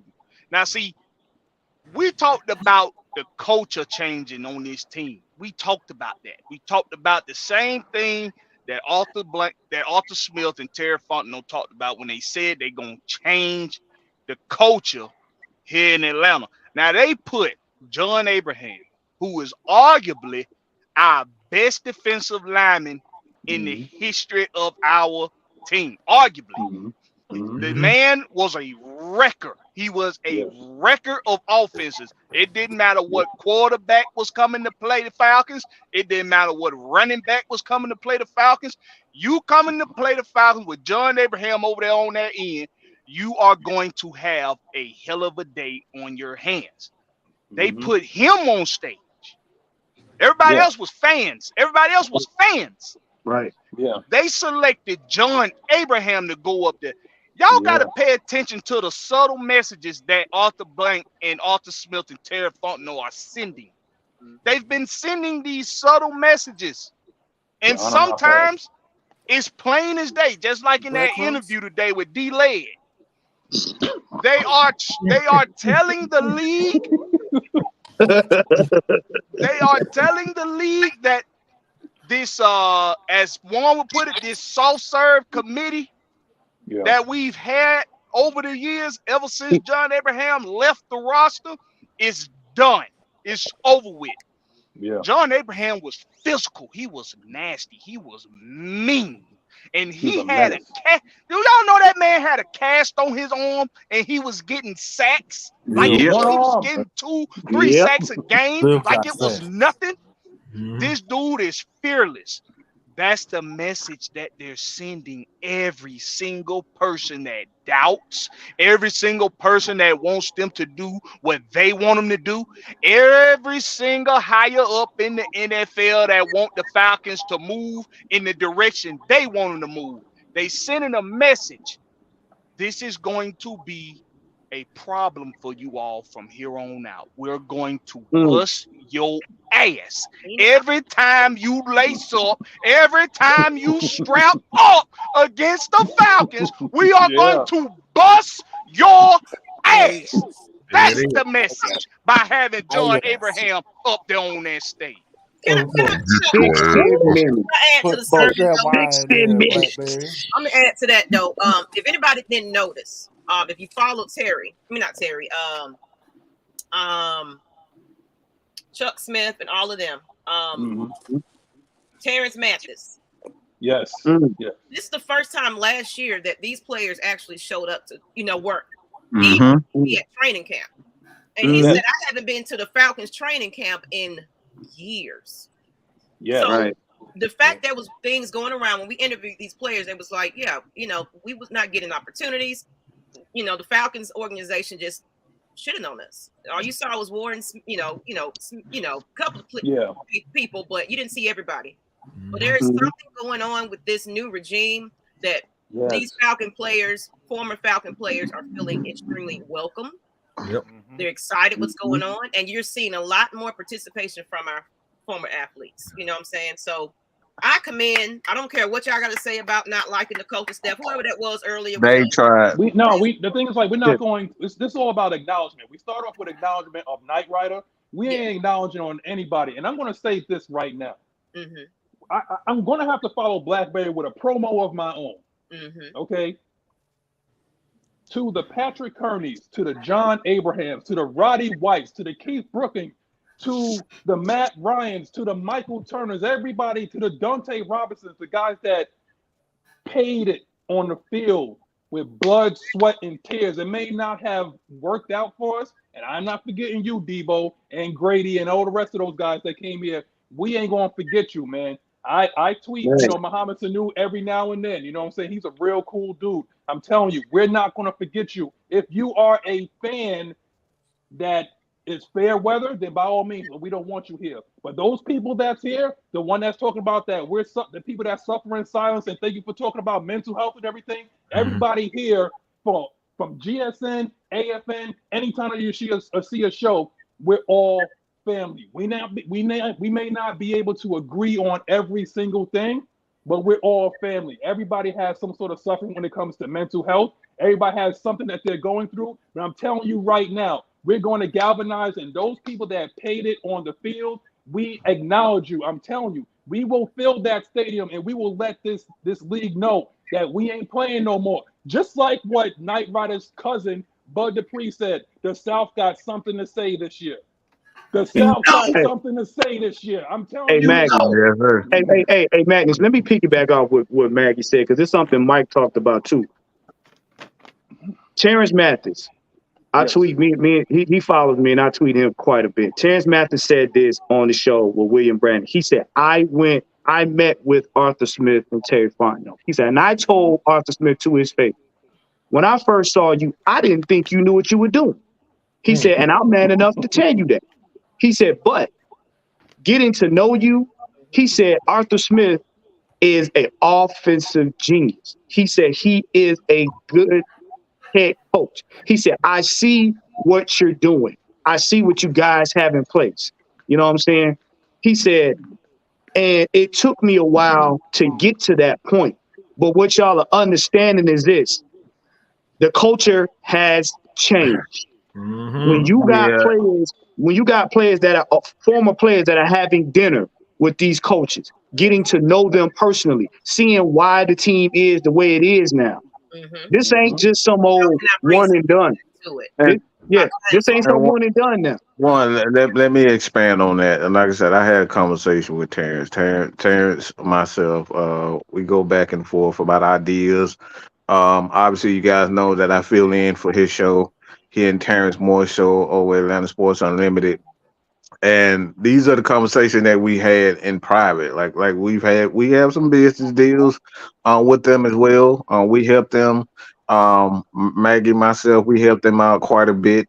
And these are the things that we said that we were going to go out of our way to make sure that Chuck Smith, that Terrence Mathis, that all of the legends, all right, this is what, if y'all can look at it for yourself, Falcoholic, none of these guys were doing that. AFN brought them back to the forefront. And this is what we want to do. This is what our mission was to do, is get respect for our players.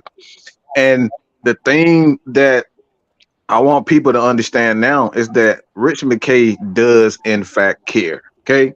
He does care. He reached out because there's a disconnect. There was a disconnect with the players and the organization, and he reached out to these guys.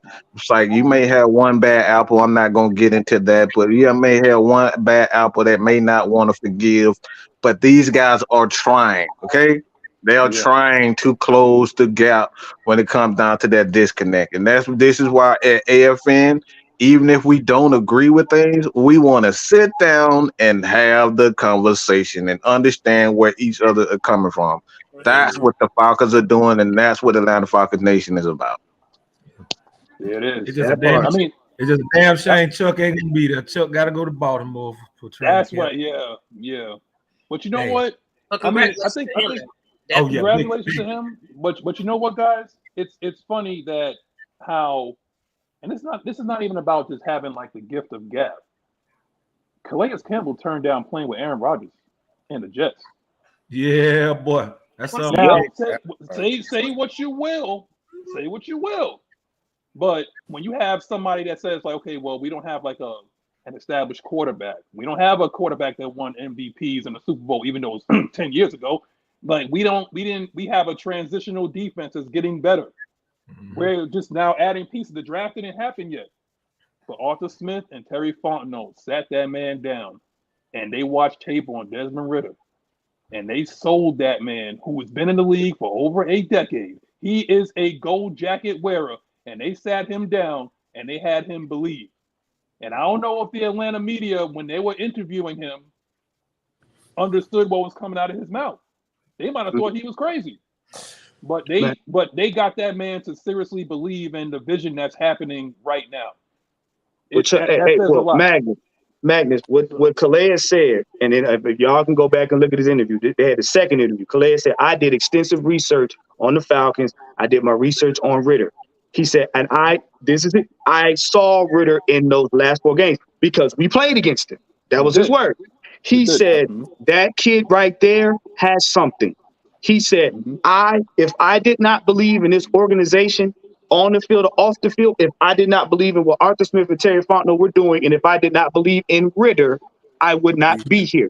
What y'all got to understand is those veterans in the locker room that we have acquired, they are gunning for Ridder to do well. Yes. He has the backing of the entire team, veterans, new picks, whatever. And he got the okay from the coaching staff to ensure that even the backup quarterback said, hey, I'm supporting Ridder. I'm going to do my part as my role. So to let y'all, all the naysayers, the Twitter GMs and all of the media, we got a quarterback. They have their stamp on Ridder. And they willing to go to work with it. Can you talk said, y'all look at his interview. The interview he had about the draft, he's smiling. He's like, hey, I can't wait to work with Bijan. I can't wait. Y'all can ignore this man. Y'all can overlook him. Y'all can act like he don't exist. But I tell you one thing about it. You got to deal with him come day 1 of the season. Oh, yeah. No, I was going to say, look at when he was drafted, when Ridder was drafted. The first thing he said to Terry Fontenot, you know they done fucked up, coach. They done fucked up. Yeah. You know they done fucked up by picking me. You know they done fucked up. He was in tears, but he was like, hey, he was passionate. He was passionate. He's like, you know he done fucked up. So I can't wait. I can't wait until that open practice. We're going to all go there again this year? Yeah. Okay. I'm going to bring my number 4 jersey and my number 9 jersey to make sure he signs that shit. But hey, I'm gonna send mine. See if we can get mine signed too. Hey, I got you. Lock. Hold on. Yes, sir. Because, before you get called, if they try to catch you, slipping in the back or anything like that. I'm in the back now.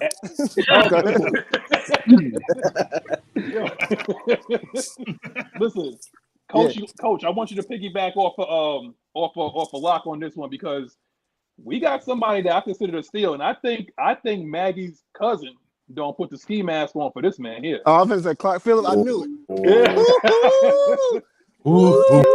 He don't put the ski mask on for that one. I don't know how he slipped. I don't understand how he slipped, but he's a magnet. Lock, you are our resident lockdown corner. Lockdown. I gotta lock him down. Listen, you gotta speak on Clark Phillips and Coach, you right after him, man. I'm gonna be honest with you. When I seen that pick, I thought he already flew off the board. Be real with you. But when I seen that he wasn't, I was high on Christian Gonzalez, but I think I was more high on this guy right here. I think he went, and when he fell into our lap, it was like, first thing I thought was a no-fly zone. First thing I thought, no-fly zone. Little Magnus talking. No, that ain't me. That ain't me. No, this little damn annoying little nephew of mine. I want some candy. I ain't got no candy for you. But yeah, Uncle Mike. Like I said, no fly zone, man. I was just surprised. Like I said, he was available. I'm glad they picked him up. He was one of those ones that, I know he probably got a chip on his shoulder too because he was a high prospect. Mm-hmm. He was a high, and he's a physical corner. And he and then he's, he remind me of, and I know this is kind of a reach, but you remember how Ed Reed used to jump them routes and take them things to the house? Yes. There you go. To turn defense and offense quick. Right. Hey, man, we got a new nickname for him. Joe Clark Phillips. Listen, I'm here to say this. If anybody has ever watched Lean on Me, put your Mr. Clark quotes in the comment section right now. That's right. What, you call me Crazy Joe? Then they call me Batman. Yes, right. It's killing your brain cells, son. It's killing your brain cells. You smoke crack, don't you? Go ahead. Look at me, boy. Don't you smoke crack. And you better know it, because it's 10 days feature. Coach, go ahead, man. How you feel about Clark Phillips, man? I like the and he was the defensive player of the year in the Pac-12. Mm-hmm. Oh yeah. Defensive player of the year. So he was a steal. So how he fell that far, I'm gonna tell you, they're gonna say it's because of his height. I'm sure that's what it's be all about. He's 5'9", but the man play bigger than 5'9". He got hop. And he will take the ball from you. Brent Grimes? That was different. Say Brent Grimes. BG. So when we play the Tampa Bay Buccaneers and Baker Mayfield try to throw the ball wide, it's going the other way. I'm just, because this kid will jump that route. He has great instinct, especially playing that man-to-man in that zone. Get any little pressure on him, they're going to try to give it that ball fast. So he's going to jump those routes. That's the Mr. Clark reference right there. Oh, here, cold red. Talk deeper. The enemy's here. Whoa, coach. Mr. Clark is going to do his thing. So. No, sound like Mr. Clark, Optimus Prime. Man, you know who sounded like right now? You know who Coach sounded like that then? He sounded like Nails. You remember Nails? Oh, yeah, he did. Yeah. Yo, Coach is chopped and screwed right now, man. Okay, man. Listen, I'm so tired, but I'm so damn excited. It's hard to talk because I've been talking for 3.5 days. I know. But I'm good though, man. A voice alterator. Yeah. I'm telling you right now. I mean, we talk about chopped and screwed the way Coach sounded. I mean, we did sign somebody called Mike Jones. Mike Jones, and we signed somebody named Mike Jones. If you don't remember who Mike Jones was, I think he was the middle linebacker for those Super Bowl, the St. Louis Rams. Rams, yep. From the Rams. Yeah, 08004.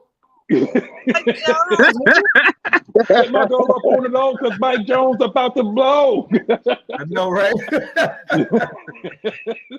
Yeah, there it is though. Now we got to go into the next one now. We had to dive. I mean, I know how people feel about this.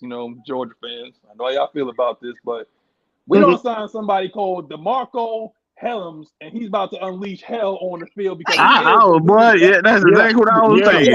It's gonna be hell, boy. That's what sticks out to me. The hell part. I love the hell. Hey, 28-3, good one. We heard that one before. I like that from what's his name? The fan that was on there. Yeah, that's my guy right there. Whenever y'all see that guy in Atlanta, somebody buy that man a beer. I met him at the I forgot what we had before we played the Saints. We had that pep rally. Oh yeah. I remember seeing him. Yeah. They gonna be like that boy. We got another one. Hold on, we got another one. Super chat. Good morning, y'all. But I didn't believe y'all at first. But you guys did say sit back and watch what TF and Arthur was doing, and you will get the answer. That's what you shall receive. What are you talking about, D. Coleman? ISO for the safety breakdown from that. All right, man. Yeah, but again, it's another guy. I believe that coach, if you go, correct me if I'm wrong. He was a 4-year starter, a leading tackle on the team. Which one? For Hellman? Yeah. Hellboy. Yeah. 108 tackles as a safety. Yeah, Hellboy. 108 tackles in what, 13 games? All that. Look. We all know that more than likely he's probably not going to be starting. We know that. But if he can run straight and knock the hell out of a kick returner, that's all I care about. Yeah, man. We got players that we can just put in anywhere at any time. See ball, hit ball. That's all.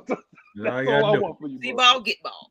Like really, like, what are y'all gonna do, man? Like I said before, this team is getting to the point where we're constructed to almost, how you say, nullify the zero blitz on the offensive side and defense. They'll find out. The thing is, like, it's enough of advertising and promotional work and stuff like that. Is, you know, the more you fuck around, the more you're gonna find out, and that's it. That's just what's gonna happen. Right. How many times are we gonna sit there keep banging our head up against the wall? After a while, it's like the schedule's gonna come out. We're gonna see who's in front of us. We're gonna see who we gonna bust down. And I like that. But I need somebody to talk about this one particular player, because everybody keeps talking about this dude. Another steal. This kid from Buffalo. This wide receiver from Buffalo, 6'2", 210. Coach, you know about who I'm talking about? I have the undrafted people. Let me see where he's at. Yeah. And it's not to be confused with Buddy from Buffalo either. Oh, yeah. Oh, Lord. Yeah.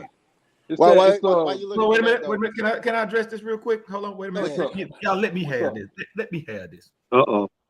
Y'all do know the Falcons will be the Saints' little brothers. You do know the Saints are going to be the Falcons' bitch for the next few years, right? Thank you. And good night. I hate to say it, but he got the sibling order mixed up. I'm just saying, who was struggling against a team that wasn't even, you know, to develop? First of all, look. Wait, look.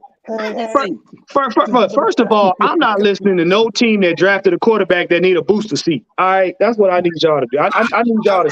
I need y'all to be quiet. Not even that. Look at a football standpoint. Their line, their defensive line is gone. We got one of your best defensive linemen. Then we got your defensive coach. So what you talking about? They got Derek Carr. About that Atlanta Falcons team, I want to say that the New Orleans Saints just love. And you got Derek Carr. They ain't got nothing to talk about in their city. Coach for us, you know. See, they want some lemon pepper. That's free all. Marketing. They get rid of free marketing. Free marketing. We got this guy from Buffalo. I'm sorry. Yeah. Justin Marshall from Buffalo. Oh yeah. He already got paid because they actually gave him some money. So. Oh yeah, he on the team. He making a team. He on the team. It ain't a lot of money, but you know, hey, $45,000 guaranteed. Yeah, he already on the team. He already 52. I haven't looked at his video yet, so I'm going to check his video because I ain't looking at none of the people they brought in. Darby and Bernhardt, come on now. My name for DeMarco. Darby and Bernhardt got to bail it out now. Yeah, my name for DeMarco is Bobby Boucher. That's my new name. Bobby Boucher. He go Black Bobby. He go out there. And then the dude who did our last pick, like I said before, he was my captain in the Dirty Birds Nest. Oh yeah, he was my captain in the Bird. Yeah, Vinny. Yeah, he's a pretty funny dude. He was my captain in the Dirty Birds Nest, so I get to see him all the time, every game. So I'm gonna make sure I take pictures with him and shout out to him what he said, because he already he been told us in the Dirty Birds Nest chat that he was gonna be looking out for the last pick. He got a special guest gonna be up there, and I kind of figured it was gonna be him because he's the one who hands all the rookies he has a belt. He when Bijan took his belt, that was his belt. That's his belt. So okay. And he did the same thing for Drake London. So so that's his thing. Hey, the guy's some good luck, man. Hey y'all. Yeah, what's up? I'm looking at videos. I got all these. Hey, hold on. Let me go back to Chad. Y'all know who this guy look like? Who he reminds me of? Who?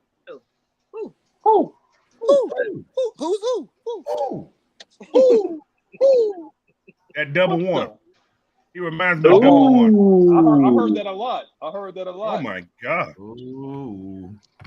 With good hamstrings. Mm-hmm. Yep. Nice and pliable.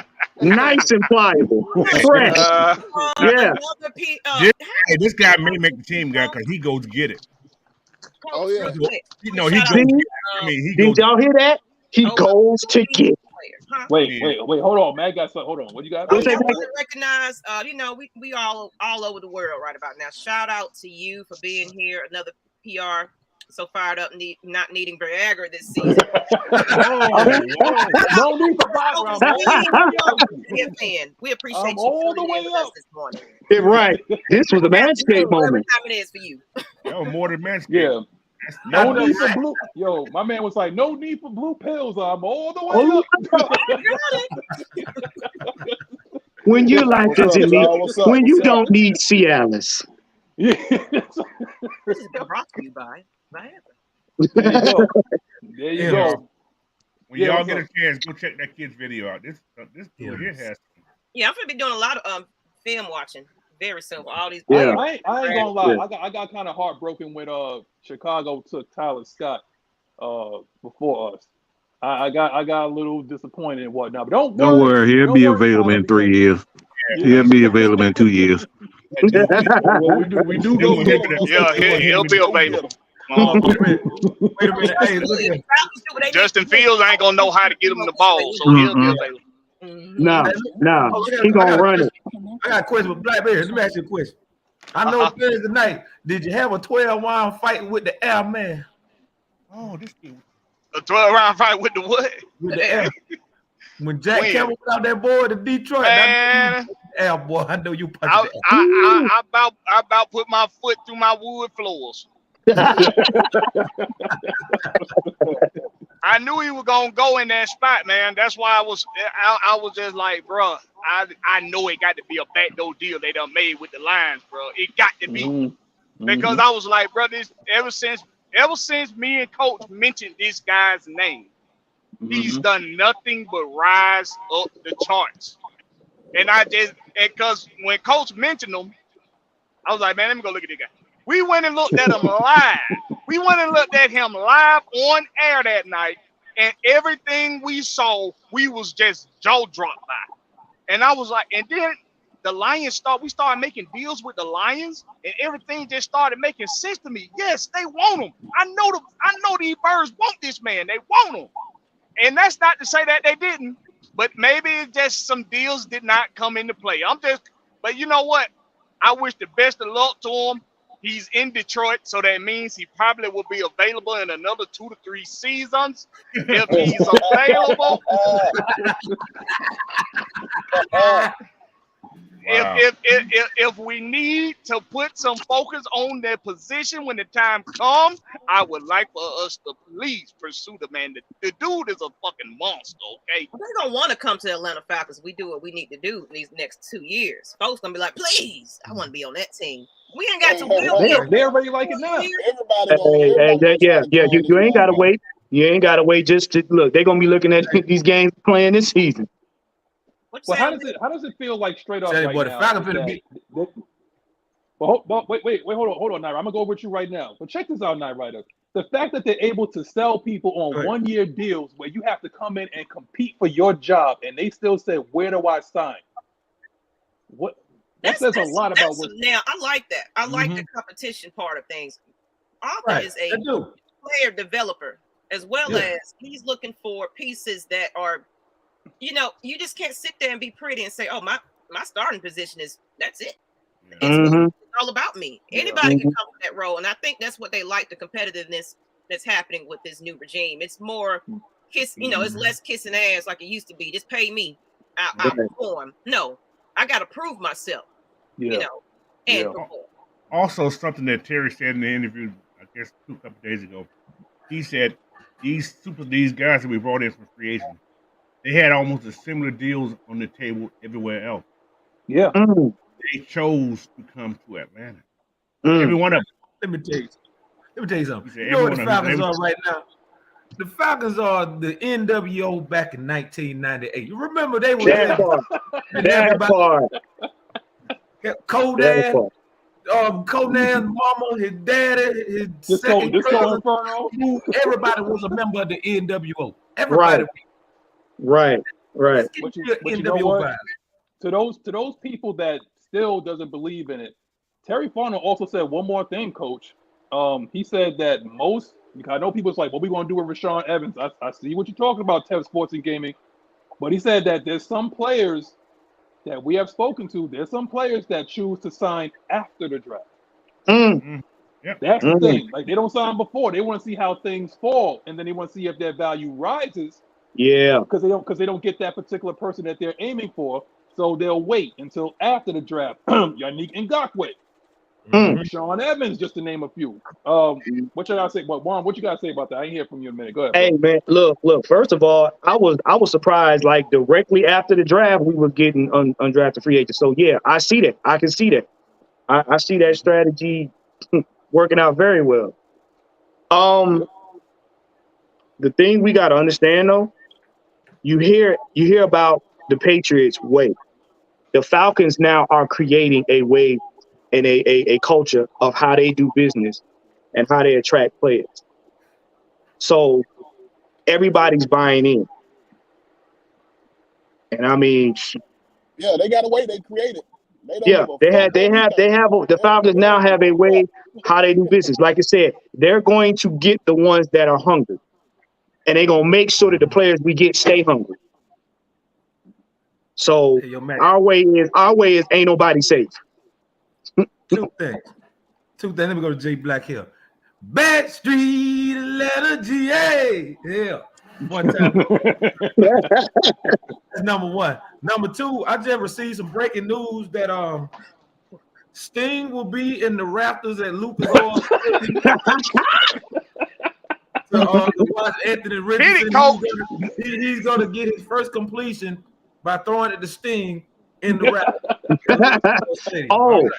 But I would like to give your cousin Terry Fontenot the jokester of the week award for making D-Led lose his mind during the press conference. Classic. D-Led went up 2 octaves. Right.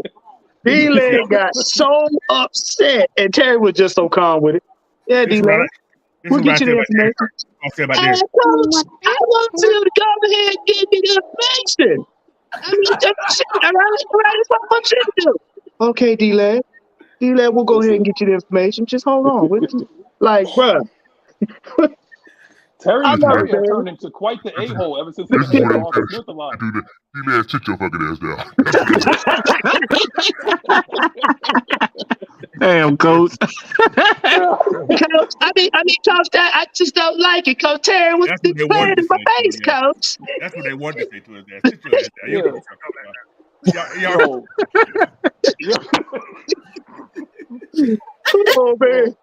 But sit your dumb ass down. That's what they were telling him. Oh man! Hey! Look! Hey! Boy! And shout out to the Falcon fan that came up on stage, man, with his Falcon pajama attire on, and took that 28-3 joke and slapped it back in their face. Bro, salute to you, sir. Salute to you. I'm gonna tell you what his name is, so everybody can follow him. His name is the Falconator. So look up DA Falconator. He's the Falconator on Facebook. Yeah. So he's everywhere. He's everywhere on social media right now. So he probably have like millions of views all of a sudden, but he probably have a whole. But his name is the Falconator. I'm telling you, bro, we not playing with y'all folks no more, man. All these 28-3 jokes, all these goddamn skanks that skank fans want to make they throw everybody these Patriots fans. We not playing with y'all no more. Okay? It's about to go down in the A-town, baby. Hey, and Rich Eisen didn't make it no better with his reaction to it. Now. Hey guys, Rich Eisen pretty much was the Jim Ross of that moment right there. Wait, hold on, Coach. Go ahead, Coach. Another thing, we signed like 12 guys and right to mini camp and all kind of stuff like that. So there's more bodies that's come to that camp. We signed this one guy. Tight end guy. Got the funniest name I ever heard. His name is Hunter Screw Buddha. Screw Buddha. Anyway, here's the thing. he's from He block do. But the school he's from is called Ochita Baptist. I don't know where hell Ochita Baptist is at, but he goes that school he goes to. Well, we're gonna look it up. What's his name? Okita Baptist. Yeah. You know what? That sounds like tobacco, but yeah, I digress. That's a school name. I don't know what the hell that's at. Tay Rush got it right here, man. He said one thing I noticed is that we finally created an identity with the mainstream media, and they hate it. Oh man, yeah. Cause does it start with a Q? What, Ochita? Hold on. The school, the name of the school. I thought I seen some. You know, I still got Hennessy in my eye from last night. It says here they are a private Baptist university in Arkadelphia, Arkansas. What the hell? Ooh, what the fuck is that? That means that's where Troy Anderson plays. I ain't gonna be racist, but I guess you guaranteed there was no brother when I seen this kid. Well, I can look at that time right now. Right now looks like 1960. That sound like that's in the comment. That sound like that place that they were saying. Buddy was talking about where Matt Ryan went to college at or something like that. It sounds like the Commonwealth of Pennsylvania. I have a question for Will. What's up? Will, because we haven't heard you too much. What you think about overall the grade for this draft this year? Oh yeah, first off, man, you know, I was just in the cut, man. You know, I got out of work late, but tired as a motherfucker. Did all them draft shows, tired as hell. Yeah. Hey, first off, congratulations, Knight Rider. I ain't get mine out, bro. Thank you, I brother. got out of work late, couldn't make it there, but you know, man, I'm there. I was there in spirit. Congratulations, my brother. And if y'all trying to do a track, I won't in on it. Say no more. All right, hey, man, I'm gonna get them boys an A, bro. They filled every need, bro. Every need we needed. They filled it. I didn't like the Bijan Robinson pick at first. Everybody know I said it on live screen. You know what I mean? I ain't like it at first, but when I went to go do some research on the boy and thought about Arthur Smith's scheme and everything, I got happy. Happy. Hey, I like the pick though, man. For sure. I like the whole draft. Then what they got in the. Okay. You breaking up a little bit, Will. He a trucker, so forgive him. Shout out to you though for putting those hours in on the show. I want to commend everybody on here. We literally had 2 streams going at the same damn time, day one. At the same damn time? Right. We had to split me and K Styles up. That don't never happen. It was just too much. Everybody wanted to be a part of this panel. Me K Style. I mean that's my evil twin right there. I ain't like that. Hold on. You the evil twin, goddammit. He's the nice guy. Y'all don't think K Styles evil? Okay. Look, very settled with his evilness, though. Look, I'm gonna tell you right now. K Styles is part of the law firm of Cantor and Penaluga, 1-800-411 Pain. There you go. Is it? There it is. That question go out to y'all. What's y'all grade for the draft after you kind of analyze and reviewed some, some tape? What y'all think? I give him an A. A minus. Yes, sir. Solid A. I give him a solid A. And it's because they didn't go get no scrubs. I wasn't scratching my head at who the hell is that? We did that quite a few times with the past regime, scratching our head like, Right. I give. Oh, go ahead, Blackberry. I'm gonna go after you. No, it's a solid A for me, man. I didn't want to pick a running back at number 8, but it ain't about what I want. It's about what this team gonna do. And I said, and we all been saying, at the end of the day, regardless of where they go, we trust it. We trust their vision. So because of that, and because of I know what they got out of Bijan Robinson, and I know what they getting out of a Zach Harrison. And for the people that said something about Bergeron, listen, he's a people mover. He moves people. Right. So we ain't talking about Disneyland either. No. That boy moves some furniture. Hey, look. One thing. Just picture this real quick. He is our big Chauncey. Big Chunky go by 6'4", 330 pounds. So that's who he is over here. He's our Big Chunky on that damn offensive line. Wait a minute. One thing, Molly Mall, I have a special gift for you, my brother. This is just for you right here. This is just for you. Wow. Yeah. Wow. No, he catching the ball. No, don't catch the ball over me. Don't catch the ball over me. Please don't. We don't want to win. Mr. Diggs. We don't want to I didn't win. mean it, Mr. Diggs. Please don't hit me. Don't hit me. Hey, y'all know what he listening to right now? What? Hey, I'm cleaning this bitch. Now Right. shoulder leading this. Right. It looked like he wanted to tie his shoes. That was... Hey, but look, man. He checking the mailbox trying to find a W-2 for him right now.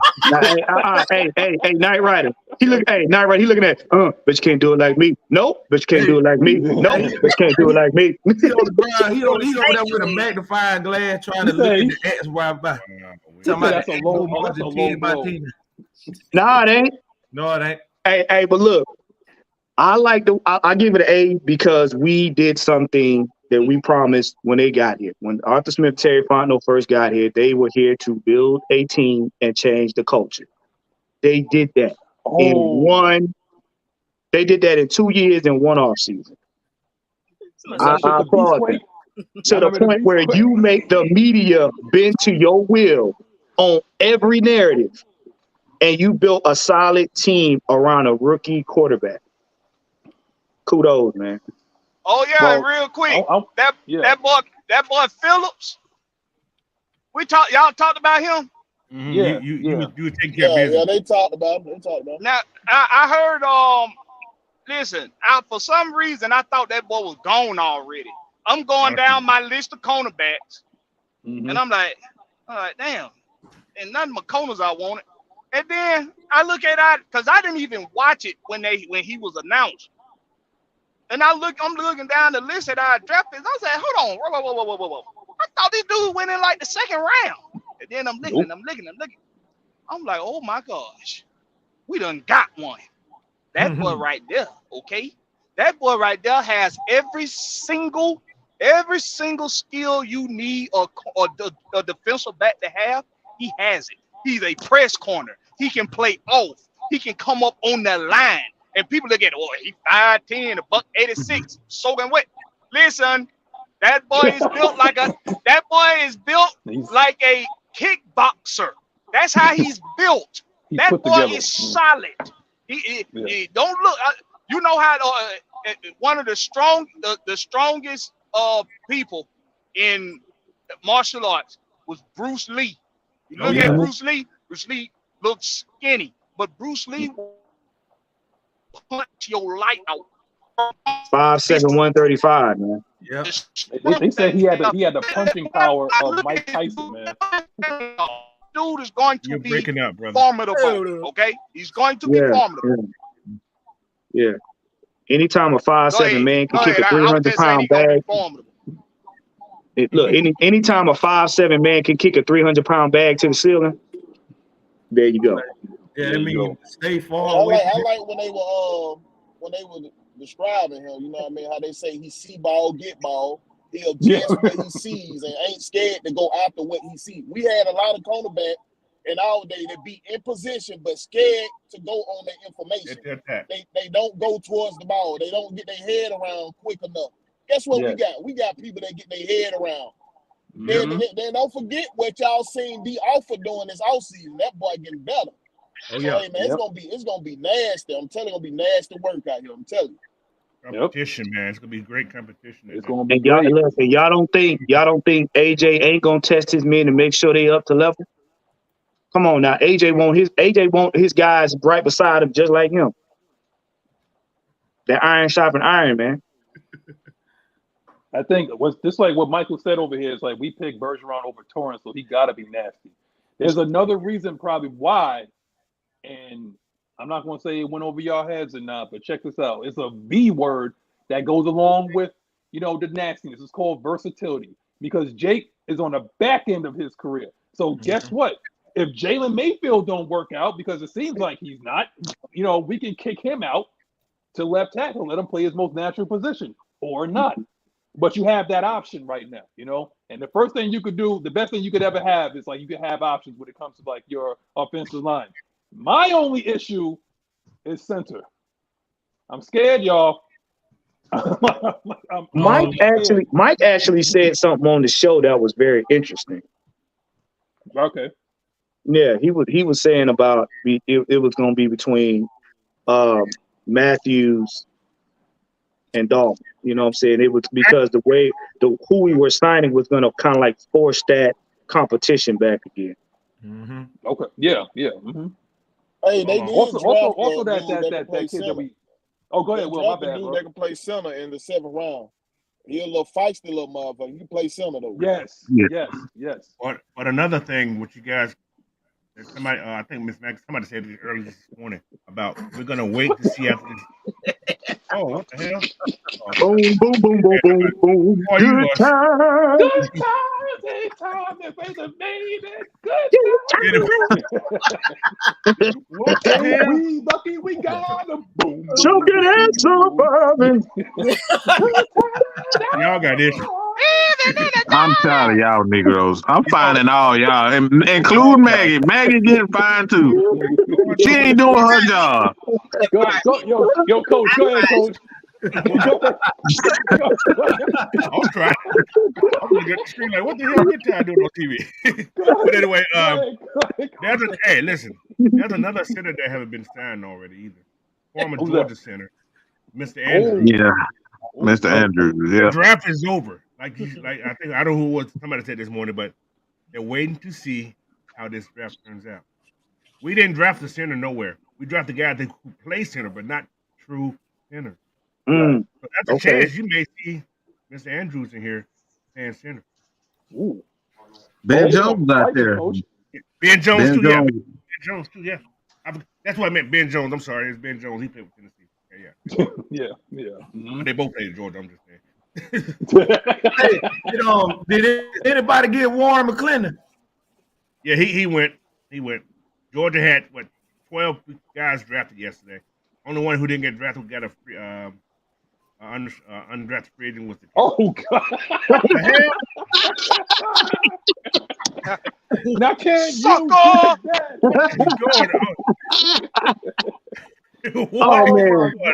Oh man! Hey, what's doing this? Hey! Somebody send me that picture, cause boy, I'm going on Twitter every time I stay fast. Say something. Is this Mike? I was way more than that. Trust and believe. Don't let me go. I ain't doing that. That's Night Rider. Skanks fans, I'm coming for you, nigga.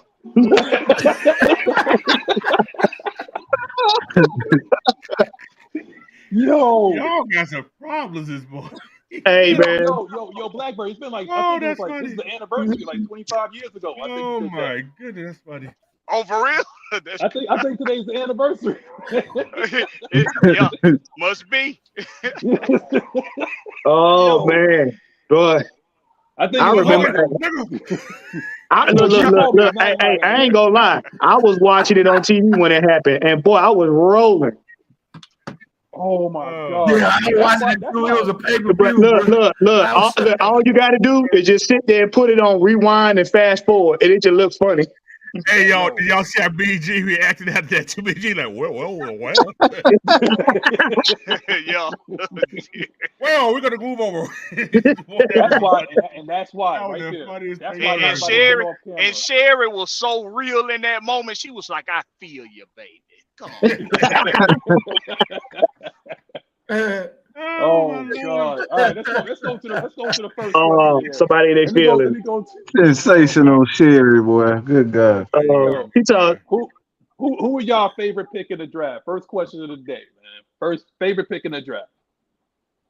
Favorite pick in the draft. Ooh. Bergeron. I like hog. I mean, obviously we like hogs, big hogs. We like a little bit of bacon. We like a little bacon. I'll leave the hot dogs to Maggie and the lady. They like the hot dogs. We don't like the hot dogs like that. But Yeah, I What like. the hell? Yo, what? I ain't in that conversation no more. My name is Vic. Nope. None of my business. Absolutely none of my the business. hot dogs, the sausages, the sausages, all that. Yeah. What the hell? See, I see that right there. That's the perfect position for the hot dogs right there too. I like sugar mamas. Perfect position for the hot dog. Oh man. Oh my Oh, God. wait. Hey, why does that spell like it's what? YL, like you lose. Look, Maggie killed me all the time. She gotta get it. She gotta get it sometime. That she always going in on me. All right. Oh, man. Guilt, though, you know. Oh my God.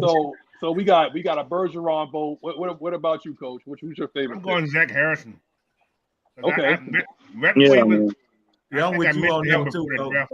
Me and Casey Yeah. talked about him for that draft. Yeah. Yeah. I'll take Maggie? Who you like, Maggie? I really have to go back and look at everybody because, I was out celebrating with Night Rider. So I got Yeah, I do. I got to go back and look at who we got. I ain't going to lie. Somebody ain't I do ain't our got homework. a favorite right now until I look. She ain't do her homework, y'all. I ain't do my homework. I'm actually just coming from recovery. So what y'all think? But we had to fight. We almost had to fight at the door, boy. Cause shit, like I told you. Yeah, and then we had to go to the cold ass Waffle House right after. So. Oh boy, man, I had to get a boy. I was shaking so bad. Hey, had no heat on. How the fuck is this Waffle House cold? What the fuck they doing in there? Oh, yeah. Man, you ain't never been. Well, you name me a hot Waffle House. I got a bridge in Brooklyn to sell you right now. The one that I want wasn't damn cold. I don't know. Maybe it's the one I just.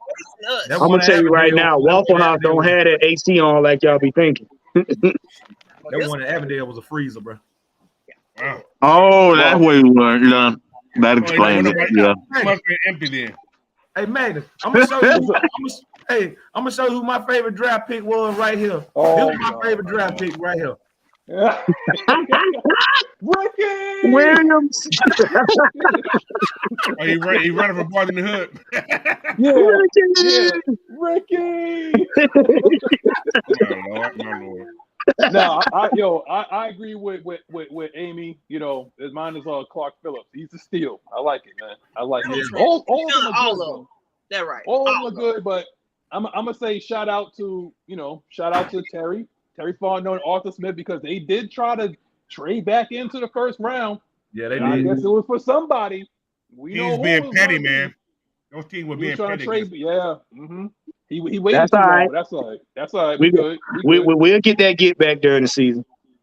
What we got? We got number 2. What we got? What DBs y'all see getting cut? Damn, Deontay, because we have a lot. Ooh. All right. That I got That's it. Casey I know Hayward them treatment. all. Who's that, Coach? I see Dylan Maben gone. Yeah. Michael Abernathy, Jamal Peters, Matt Hankins, John Reed, Javelin, Randy, whatever his name is. Yeah, Javelin Guidry. I think Darren Hall gonna survive this one. I don't know, but Cornell Armstrong maybe if we keep 7, he'll be okay. But we don't keep 7 DBs, cornerback, he gone. And then again, Darren Hall may be gone. We can save money that way. Who's this? Yeah, but you can put him on a practice squad, right? Yeah, Hall. Yeah, Hall can get. He got some more. Hall can get practice squad. Yeah. Well, I hope that answers your question, Deontay. Number 3. I don't know why I kept hearing Beyonce. I was like, who the hell named Beyonce? Deontay. Queen B. Yeah. My man says Alberto Molina says rise up. I guess it means like, do we have any excuses not to be in the playoffs or even take the NFC South title? Hey, listen, don't tell that to Arthur Smith. He got pissed off yesterday. Man, somebody in that crowd asked him that question. He got pissed off, and Terry had to talk him off the ledge. See, this the shit I be talking about because we have. But, Oh my Lord. Burn it down. Oh my Lord. I mean, he walking on his neck. My man did the curb stomp. Do we have an excuse not to be in the playoffs or even to take the there's no excuse, but you guys, we ain't even played a snap yet. You know, like that right there, Maggie. What you just said. Can we damn play before we start all this bullshit? No excuses. We don't know what the hell is gonna happen. Right. We don't even know if these players are great. They're gonna be good. But y'all out here, no excuses. Man, get out of here with that nonsense. Like I said before on the show the other day, motherfucker, you probably can't even bounce a ball 2 times in the damn row, but you up here telling the Falcons what the fuck they need to be good at. They ain't no excuse. Like mama this now. Wait, Mike. I know that's look. She be going in on them. I know she be going in on them. First of all, half of these fans can't even be good fans. So how you gonna tell the team to be good? Oh God! You know what? Like I said, this is all about acknowledgement. We acknowledge the question. We moving on. Pamela Johnson says, "Thank you for shining the light on head injuries and mental health. John looked very good on the stage. I didn't recognize him. Continued prayers for him and former players." That's right. Right, That's man. from Miss Pamela Johnson. There we go. Thank you, Miss Pam.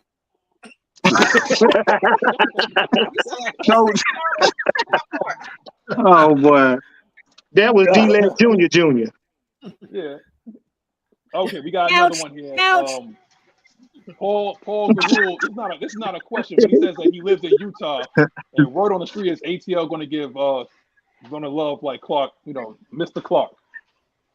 So he's seen them play. So it's like we got a good one here. We got a good one. Deontay says Clark and Drake gonna be interesting in practice. We already know Drake likes to fight. Drake likes to play everybody. They got to contend with Pitts now, man. Yeah, he got anger issues. Now he been injured and in and out. He got to play a whole season. Who, Pitts? Well, maybe if we have a capable quarterback like that and hang him out to dry against the Bears. God knows, right? Yeah, man. Yeah, he wouldn't have been hurt. So, hey, I get it, man. I get it. It is what it is. But you know what? We got somebody capable that can throw him the ball, and trust me, he will force feed you the ball. How y'all feel about our new safety? Love which it. one you talking about? You talk about Jesse? You talk about like Hellboy? Which one you talking about, Deontay? Put it in the comment section. Both of them. If you talking about Jesse Bates, I like it. It's just a shame that Total Pro Sports, they can't stand him. Every time I watch one of their videos, they always find some way to drag that man through the mud. You talking about Jesse Bates? Yeah, $60 million over 4 man, years. First of all, based out of Cincinnati, guys. What's up? What you said? They're based out of Cincinnati. That's probably why. Oh, yeah, that's what I'm saying. They see how they been eating all that spoiled skyline chili and all that other stuff. Yeah, so sour grapes. They just, like I said, they just mad. Like I said, if you notice the teams that try to rag on the players is the players that left that team. Yeah. Excuse me. Oh man, you gotta get that checked out, Juan. Woo. Yeah, I know, right? I know. You know what I'm saying? You know what I'm saying? That mud butt fever going around. A damn shame they did that, dog. All right. Derek, man, he's one of the elites. You always hear every week in and week out, as well as Deontay. Thank you for tuning in. 149 people is watching, man. 149 sets of eyes. Like, share, and subscribe. Welcome to the family. Thank you for tuning in. Whether you're a fan or not, maybe we can convert you, or maybe we decided to, hey, you want to go like another team? By all means, transfer portal is that way, buddy. Now, as we said with it's the other way. Okay, I forgot it was going that Whichever way. Whichever way. It's going everywhere. It's at your local Greyhound bus station. Yeah, Oh yeah, that's right. We're very tolerant here too. So we are about to YMCA. Maggie, stop it. Live from last night. Maggie, stop it. It was from last night. All right. Listen, you talking about that Sparkling jacket man? Yeah. He would look. Elton John. I'll tell y'all that. Man, listen. All right, let's go. Go back. What happens to That's that crystal sugar right there. Oh God. Oh man, hey. A little zesty rapper. I'm just gonna say, just a little zesty. Hey, Magnus, I got this one right here. Go ahead. Look at D. Colvin. He gonna be part of a pair. It gonna be thunder and lightning. It gonna be hammer and nails. That's what's gonna happen. They ain't replacing him. Oh no. Fish and grits. He added to the foolishness. Fish and Ain't grits. no replacing. Fish and grits. Yep. Right. This is what Tyler would say. I wanna be the sledgehammer. That's what Oh, we got Coach singing today. We got Coach singing. Now that right there. It's a high energy. See, now that right there is brought to you by the mellow, the smooth mellow tones of Coach Unchained. I can get It's the smoother now. high emphasis on the high energy. Oh yeah. Coach is feeling a little spicy today. Okay, Red Swarm said, wipe your feet off. That like button on your way into the chat. Subscribe to the channel. Share the link. I think he's trying to be yo. We gotta put Red Swarm. You know what? We appreciate you, man, because you're at like every single where you're financing us right now. Oh, he been doing work the whole weekend, man. Hey, man, yeah. He's done this diligent. Whole weekend, Red Swarm. I mean, if y'all liking the content for real, put some red and black in the chat for us. Just, you know. Thank you. We're moving up stronger. Like, we at 160 at this point. We still There we go. Hit that like button, hit that sub button, like and subscribe. Don't just watch us, show us some more love. Hit that like button and that sub button. Go find Blackberry's channel. 4 days in a row, people. 4 days in a row we've been here. 4 fucking days in a row. Ain't nobody doing it like this. The proof is in the pudding. We are the bar. No fudge over the top of the box. Red and black. I better see you at the red and black event, though. Look at the wait a minute, Magnus. Wait a minute. We forgot something. Maggie in here. Look, man. Hey, look. July 22nd is the Red and Black event. Make sure you guys do not miss out. You will get to see us there, as well as the man of the hour, Knight Rider himself. So make sure you guys RSVP. Be in a place with us. Because first serve on food, and if you ain't putting it, you like it on there, oh wait, you might as well step outside to the Waffle House and get you something to eat before you get it. Because who's gonna be there? Him, her, him, bodies. And we might got somebody jumping out of cake. You don't know.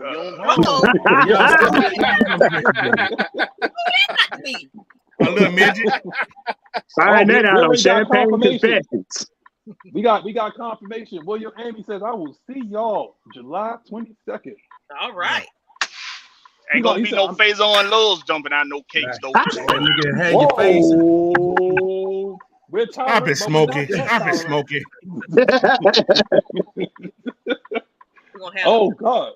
Oh, Bottom Boy Phelps, what's up, man? Hey, Marley, if you come there with a St. Jersey, we just gonna give you a Keystone Light. You ain't getting none of those shit. We gonna get you some Keystone. No. You know what? Hey, wait, no. You know what? No, we gotta be fair. If they come in with the St. Jersey, we got a portal over there, little corner. You can just stand and face the wall till we get done. We gonna give him some water with a lemon in it. He gonna have water with a lemon. Ain't gonna be no sugar in or nothing. He's just gonna have water with a lemon on top. He gonna get that lemon. You gonna make him squeeze it. Who gonna squoze them lemons? Who gonna squoze them lemons for him? This your water right here. Don't spit it.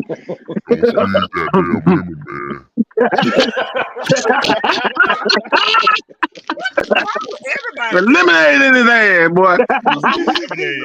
Somebody get that thing away from Coach, man. Hey.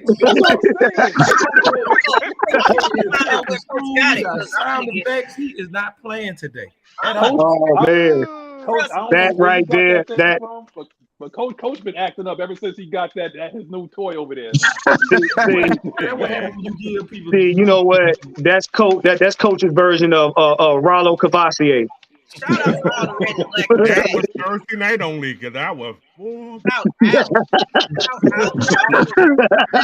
Past the Cavassier. Let me go. ATL Leo always red and black. Wait a minute. Hold on. Andrew G, I need to know, were you first today? He was you first today. He was the first one here. Okay. All right, because I don't remember him saying first. He didn't say. Yeah, Andrew D need to change his name to the first. He was the very first person in the comments today. There we go. But all right, so honestly, I'm gonna be real here, because this is like we're topping consistently around 160 sets of eyes watching, and I'm gonna call all y'all out. Cause I know some of y'all ain't shit. Now I'm gonna tell you why. Okay. Uh-oh.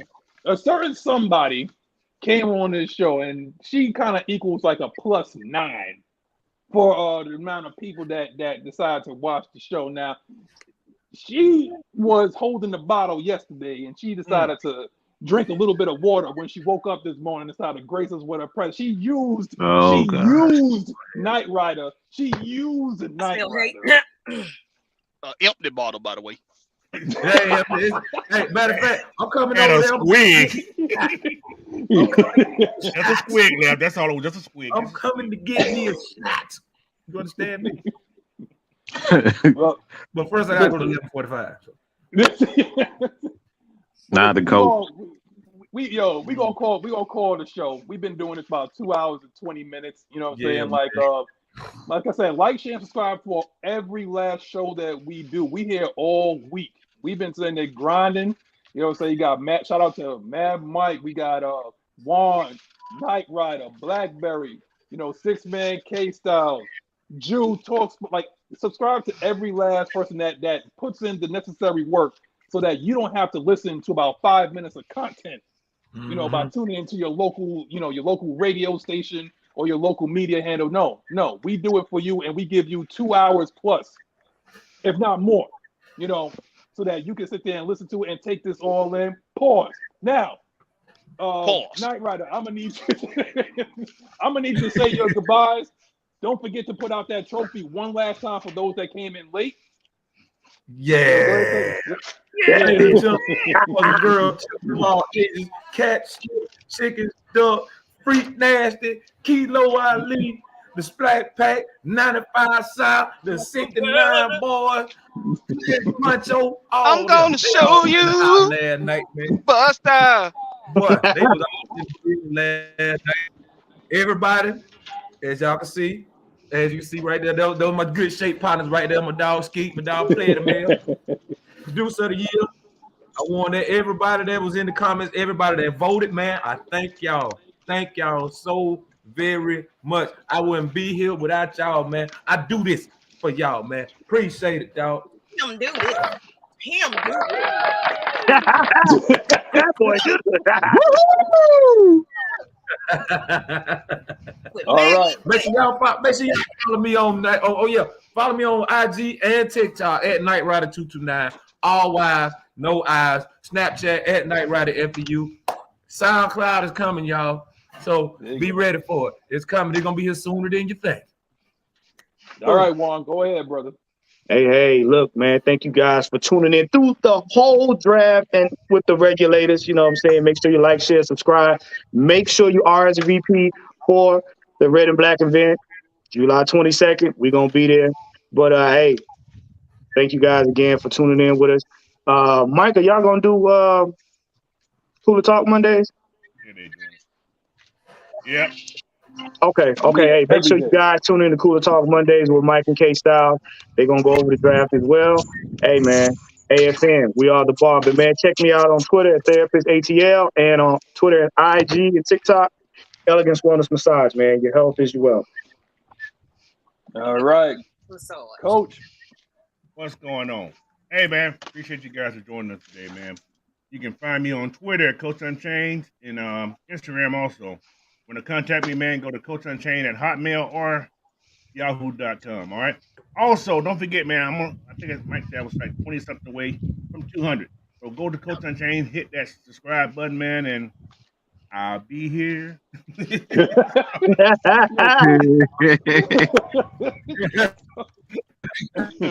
All right, yo. Right. Hey, man, appreciate everybody, though, for real.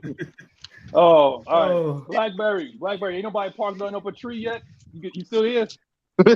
Nah, they done for the day. I'm trying to get some other stuff worked out here, but Y'all know what it is with me, home team. I'm always representing for the home team. I don't care what it is, what it got to do with, who is for, what you say about it.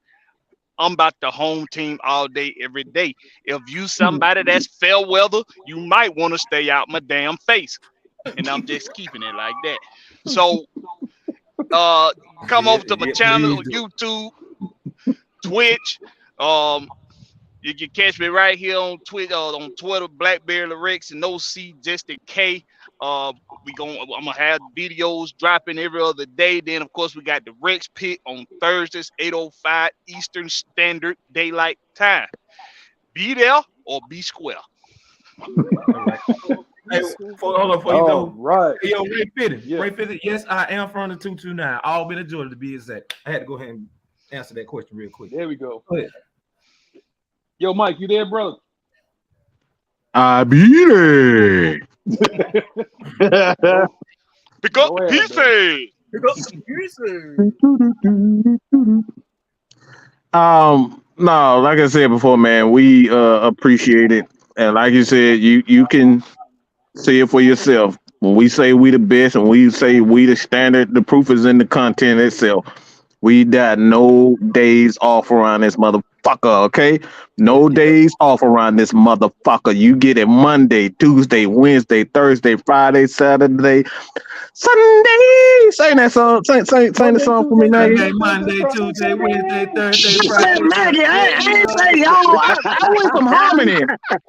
I want some harmony, goddamn. Go ahead, Maggie. Sing the song for me. I got a song for him. Oh God! I should have said that, Coach. That's it, Maggie. Go ahead, tear it up, Maggie. Y'all play too goddamn much, man. Y'all play too damn much. Hey, just remember, we're here 7 days a week, so you want to see some good content. 7 days a week, man. Go to AFN. You know, everybody who's representing AFN, man. Subscribe to their channels, man. We are here for you guys, all right? So that's pretty much yes, sir. All right? That's right. That's right. Yeah, man. You know, we do this shit for free, man. While others get paid thousands upon thousands of dollars to give you crap, you do it. Right. You know what I'm saying? YouTube ain't paying no bills. Trust me. Oh my God, boy, we regular people. We We're just ordinary people. Yeah. We just bring you ordinary content created. We'll kick your ass out the door. Everybody there will be drug tests.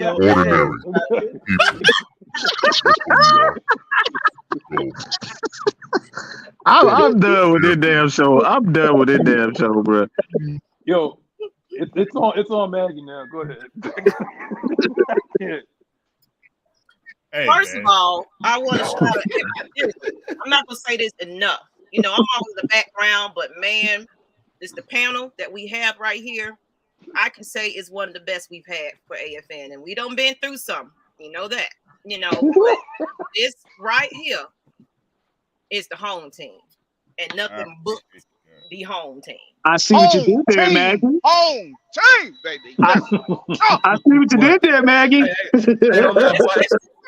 Just I'm not gonna lie. I was hoping Blackberry came through last night because I damn sure waiting on the whole team chat, boy.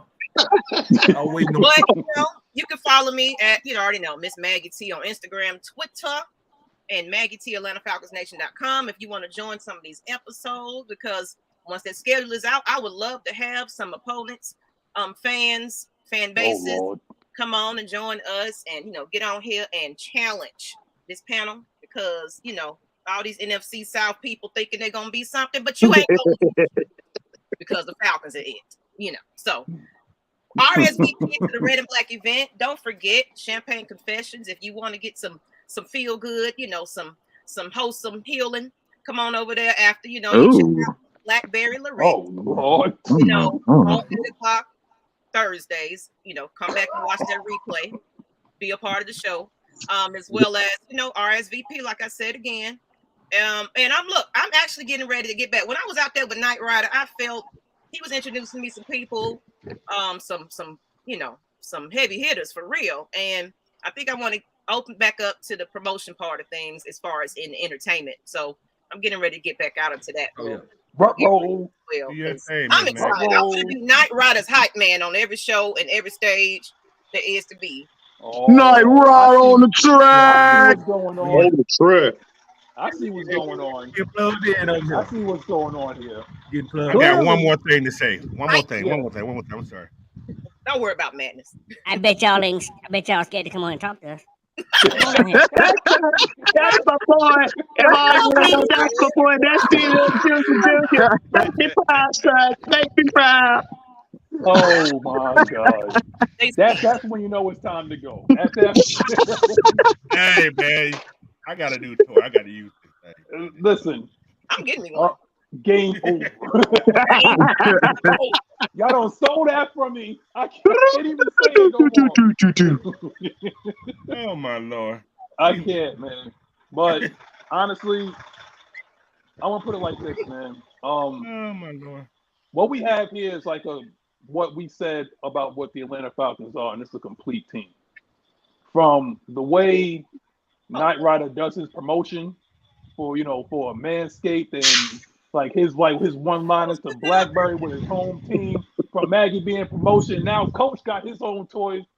It's not, Mad Mike, he comes in, he brings the energy, just like what my man said. He's the Energizer Bunny. We got Will, and we got Juan, who comes with his, when you got to get people off the PTSD, and you already know who I am, man. I don't have this thing over my shoulder because I like for it to be there. Y'all know exactly what it's like. I'm just letting you know. And, you ain't been acting right. Ever since, like it's been madness. Year, I'm coming for you, nigga. Wow.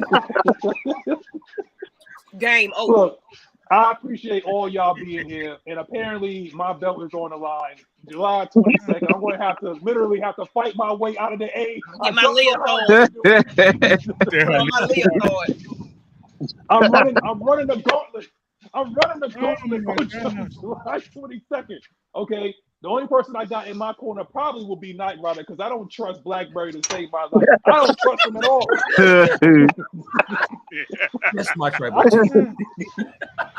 I don't know. It might be between me, BlackBerry, me, Knight Rider, and Kobe. That's it. Juan, I swear. I think I know you too. I know how you Jersey dudes get down. I know. Yeah, you better not trust me because hell, I tell people all the time, I'm the wise man, okay? The wise man is selling soul to anybody. Mike more like Kevin Owens. You got to watch. See, you know what? If Mac is looking at me sideways because I be mocking D-Leg. That's what I'm saying. That counts. You can't trust nobody to always be talking about her legs. Don't trust nobody always talking about her legs. So anyway, you know who I'm talking about. Be out for the 22nd because it's gonna be hot in the mo. Okay. You know what? Man, yeah. You know what? That's it. I'm ending the show right now because we all got to get content because something was going on this entire show. I'm not jealous. Today was the best day of your life, but to us it was just Sunday. Game. You know what? Whatever, man. Y'all gonna beat me to it. Bye. Bye.